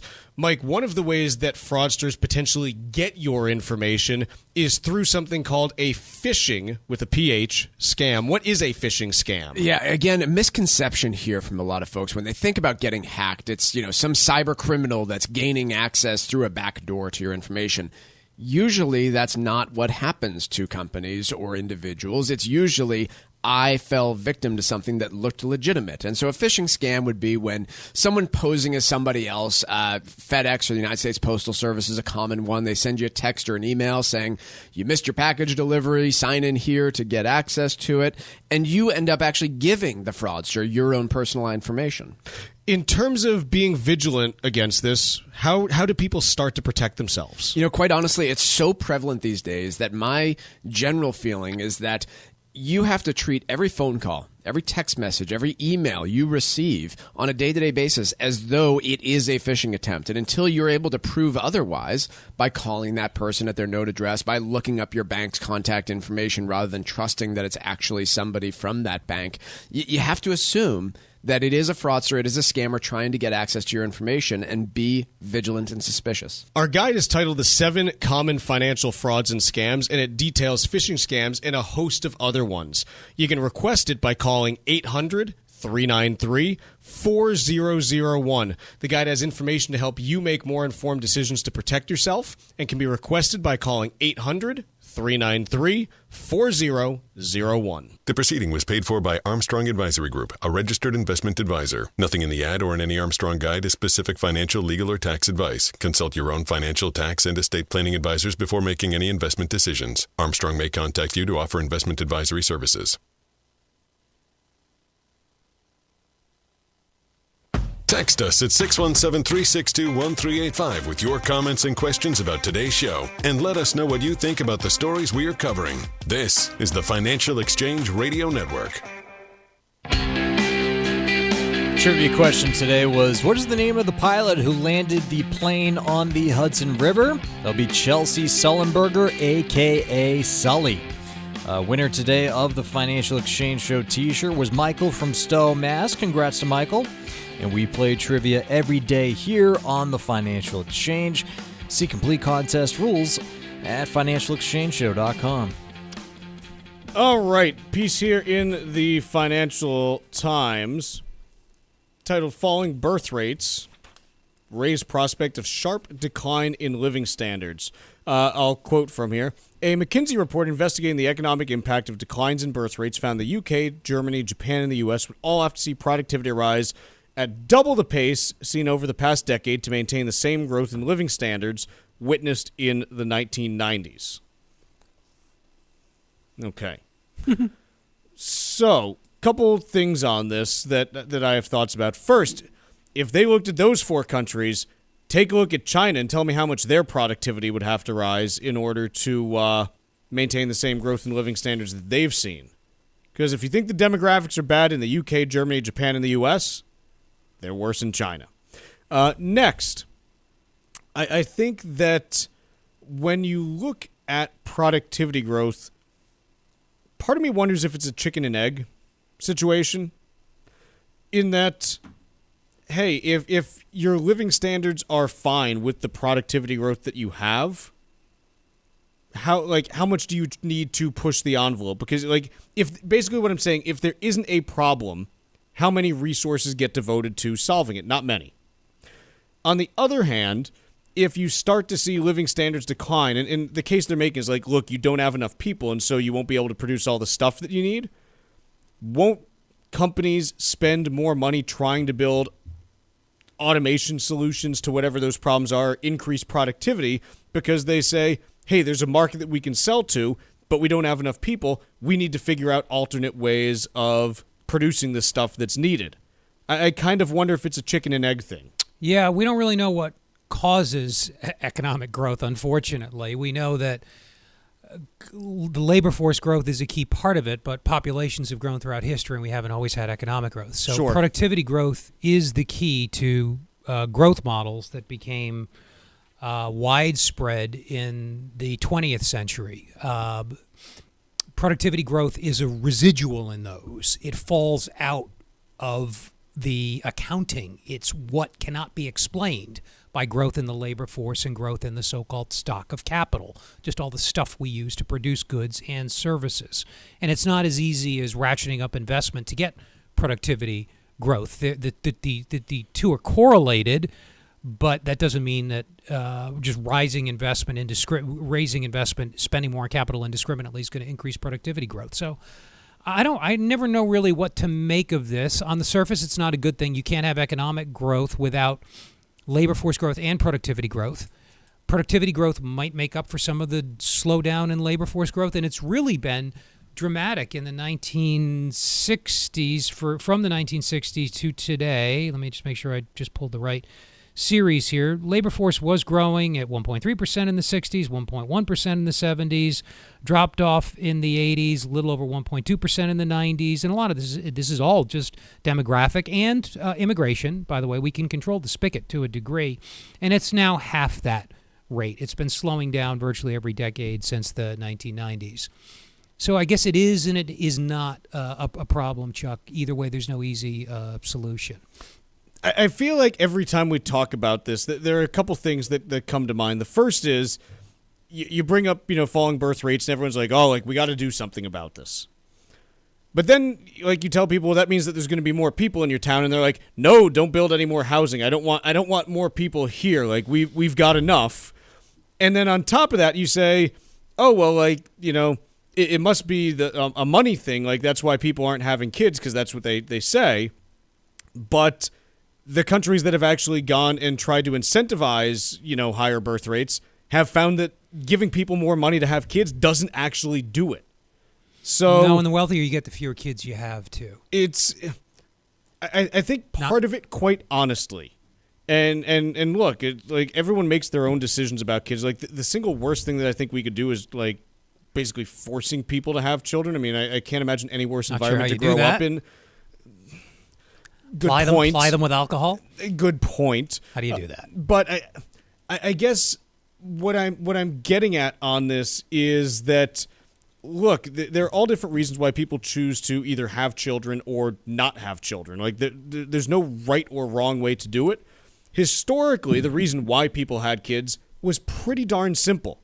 You needed people to do all of the work involved with staying alive throughout much of human history. You needed people to, handle the farming stuff. You needed, you literally needed people to, hey, I gotta, we've got to, chop all the firewood for this year in order to stay warm in the winter. You didn't just have the oil truck pull up to the front of your house and do that. So the reason why people had kids historically in human society was A, you needed them in order to survive, and B, there's a decent chance, a 50-50 shot that half of them weren't going to make it to age 5 to begin with. There wasn't reliable birth control until the 20th century. So as wealth rises and as education levels rise, people have fewer kids. This is a basic empirical sort of fact. And so I think I don't know that we are going to get to a point where we see a dramatic reversal in birth rates is where I'm going. I think we need to figure out how to deal with this it depends, rather than expecting things to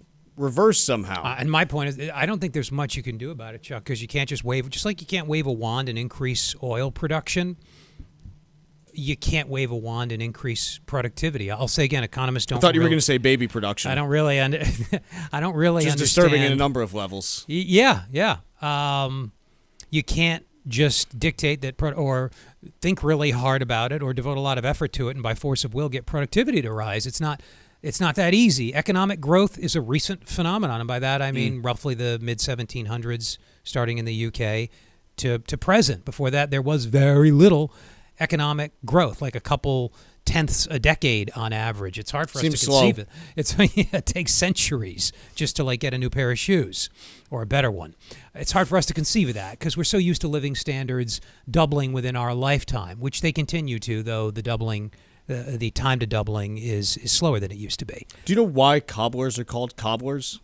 No, you're talking about getting a pair of shoes? Yeah. Because historically, the way it would work, you'd have a pair of shoes made when you were, basically when your feet were fully grown. And as they wore out, you would take them to the cobbler who would cobble something together with spare scraps of leather and things like that. And you'd basically wear the same shoes for most of your life. That was kind of how it worked. So that's where the term cobbler Why is that not a comes last from. name? We've got Coopers and Tanners and Smiths. And do you know is cobbler a surname? I know. Or was that just too niche-y? No, the only thing that Probably I know a good that's thing. a cobbler is an apple cobbler, which is delicious. What is that? Oh, the actual. Okay. Yes, the actual dessert, which is delicious. I thought it was a person. I'm like, what the hell do they do? No, but I am an apple cobbler. Yeah, you really fascinating. Tucker, do you know anyone with the last name Cobbler? No. And nor does he want to take any. No. Give any. The hell are we talking about? No. It was just a question. I've had a Sorry, I went there. No, I've had a very eventful 20 minutes. I want to play for everyone. You seem distracted, Chuck. Everything okay? I am. I got this message on my phone at 11:14 a.m. This is from a Wichita, Kansas number that called me. We'll see if this works here. Hi, this is Comcast Xfinity. This is your final notice regarding your 50% discount offer on your monthly bill, which expires today. Very disappointing. To prevent your rate from increasing, call back now at the number on your caller ID. Thank you. So I got that from a Kansas number, and obviously called them back right away. The first thing, I'm not a Comcast subscriber, so I immediately knew that it was fake, but I can totally see how, look, if you are one and, maybe you had some discount because you just moved in like a year ago, okay, like you might call back, but it's obviously a scam.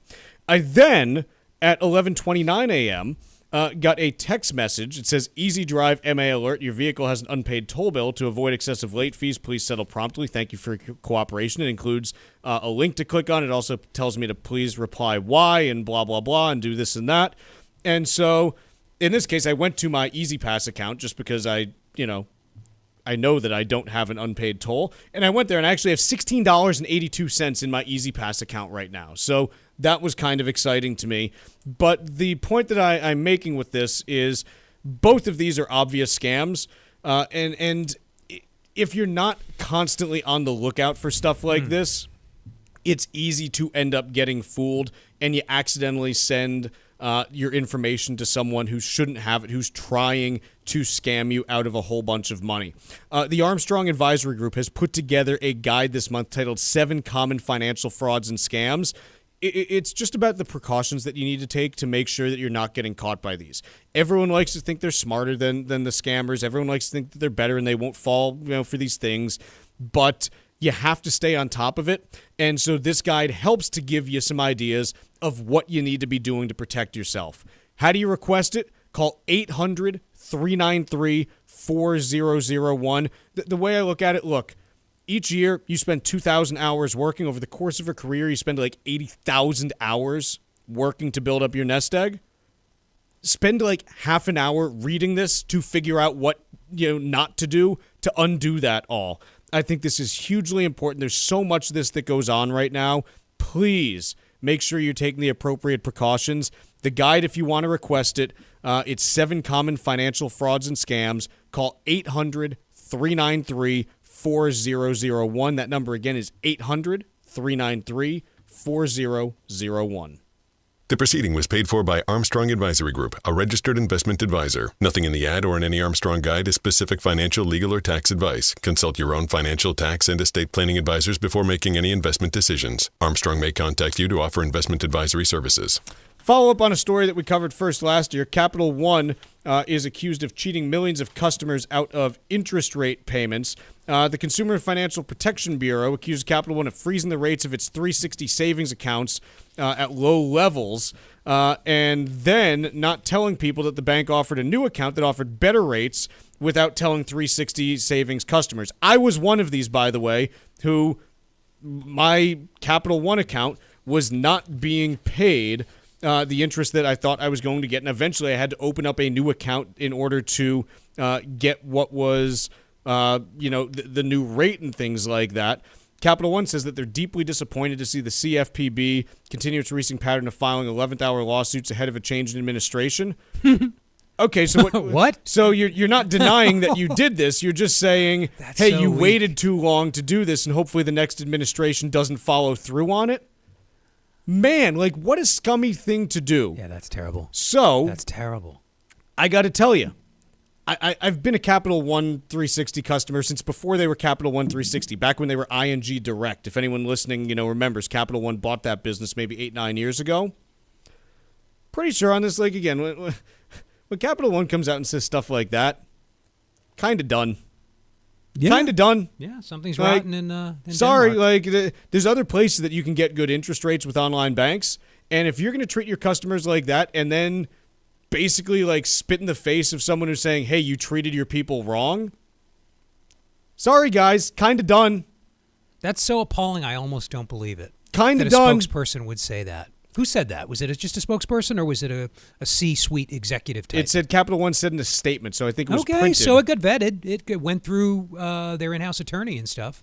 Wow. We strongly disagree with their claims and will vigorously defend themselves in court. Right. So the new account was marketed widely, including on national television. Well, look, I was a Capital One. I generally like to think of myself as not being hugely dumb. I'm at least like kind of intelligent.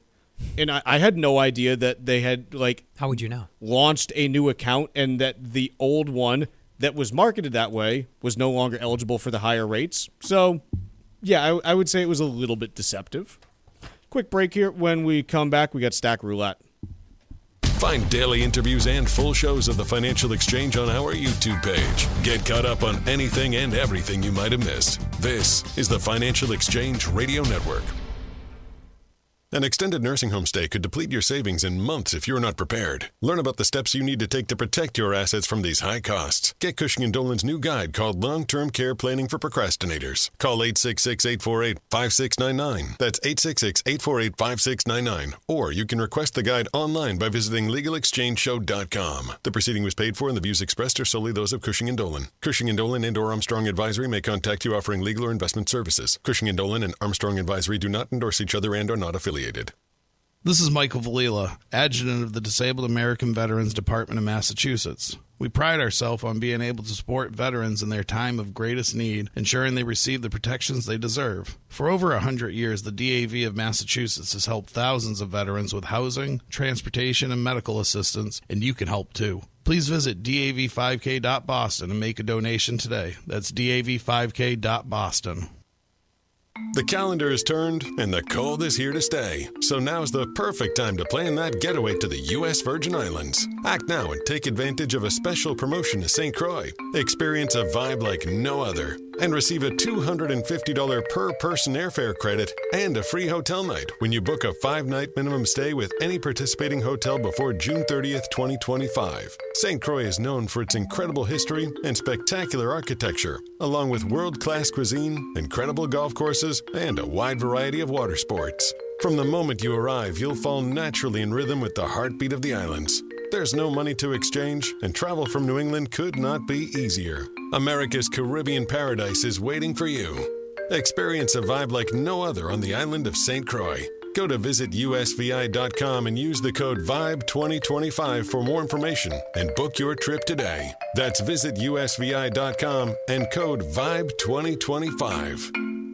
This is Tucker Silva, and I'm joined today by estate planning attorney Todd Lutzke from the law firm of Cushing & Dolan with your Financial Exchange quick tip of the day. And we're talking about last-minute nursing home lessons that can help save your assets. What can be done last minute to save your home and your liquid assets when one spouse is entering the nursing home? So with a married couple, you do have more options than as a single person, but with a married couple, your home is not at risk because the community spouse living in the home is allowed to keep the home. Doesn't matter the value, as long as they're living there, it's not countable and non-lienable. They also give the healthy spouse about $135,000 to keep. It's not a lot when you think of the big picture, but all the rest of the money would be at risk. But at least a quick last-minute way of protecting all those other dollars, all over and above that $135,000, would be to basically transfer the assets, those excess assets, to the community spouse, which, by the way, is not a disqualifying transfer, so no 5-year waiting period. And then once that community spouse gets those assets, depending on their age, they can buy what is known as a Medicaid qualifying annuity. These are special annuities. They convert the excess assets into an income stream, and then it's no longer an asset, keeping the community spouse over assets. Then the community spouse and the sick spouse are under assets, and they're eligible for Medicaid. Cushing & Dolan has written a brand new guide, especially for those of you who have put off doing your planning and are now faced with a last-minute nursing home situation. Request this brand new guide from Cushing & Dolan at 866-848-5699. It's called Long-Term Care Planning for Procrastinators. 866-848-5699. Or if you prefer, you can simply go to their website, LegalExchangeShow.com, and request it there. The proceeding was paid for and the views expressed are solely those of Cushing & Dolan. Cushing & Dolan and or Armstrong Advisory may contact you offering legal or investment services. Cushing & Armstrong do not endorse each other and are not affiliated.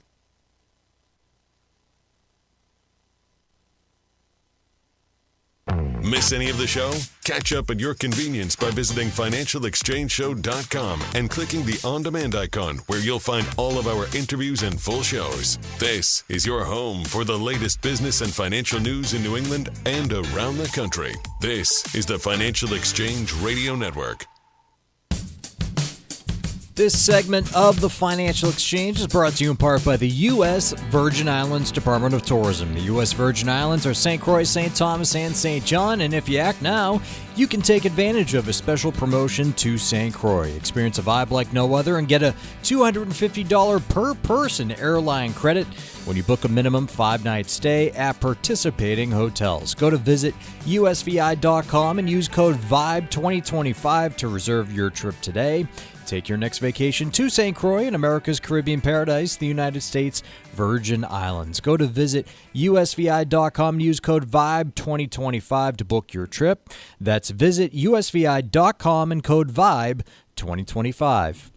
Mark, what do you got for me for Stack Roulette? Well, markets reacted jubilantly to the core, the ex-food and energy component of inflation coming in at 0.2% month over month, which was pretty tame, though maybe not as low as the Fed needs it to be. There are other measures, though, of the trend in inflation. We talk sometimes about the median, which just means the one in the middle, or other forms of calculating inflation that trim the extremes that can happen from month to month, whether they come from food, energy, insurance, or cell phone prices. There's a Federal Reserve Bank that calculates median and another measure of trimmed inflation every month. It's the Federal Reserve Bank of Cleveland. They came out with that number this morning. Median CPI, 0.3. Trimmed mean, so they trim roughly the 10% right and left most extreme observations. Also 0.3. You don't need sophisticated mathematics to annualize those. Just multiply it by 12. That suggests inflation, if you want to annualize this month, somewhere in the mid-3s. And if you want to take the last 3 and 6 months for a slightly longer-term perspective, you also get inflation in the low to mid-3s. So I'm not sure the market's exuberance is justified, as we talked about earlier, Chuck. I want to talk a little bit about Walmart. Did either of you happen to see that they rolled out a new logo today? Needed a magnifying glass to see the difference, but yes, I did see it. So Walmart rolled out a new logo. They wrote a whole page of stuff about it. It basically looks like they did select all and then made the text bold. Yeah. And from like the old logo. The yellow star got like a little bigger. Yeah, they bolded everything. Yeah. It's like, you pay somebody for this, really? How much do you think they paid to do this? The person? No, Walmart. Like, what do you think the dollar value is that they spent on? Oh, six figures. Hitting something bold. 6 figures, probably. I mean, something look, dumb like that. I guess it's good work if you can get it, and companies are always doing this kind of stuff. And I get that you want your brand to be current. It's just, I mean, this is it, Mark. This is it. I'm holding up my computer. I know no one listening can see, but it's literally, the color blue's a little different. They're calling it True Blue. Oh. Which feels like is going to get them into a fight with, is that JetBlue, their rewards program? I think that is JetBlue, yeah. Yep. Are they going to buy JetBlue? Are they going to buy an airline? Maybe it's a hint. Yeah. Maybe. They're going to buy an airline, and then they're going to... Walmart Air. Yeah. They're going to be sending products through the sky. Right to your doorstep. By drone. In Jersey. Somebody's got to think this stuff works, though. They're spending money on it. They're not stupid people. Quick break for the rest of the day. We'll see you tomorrow on the Financial Exchange.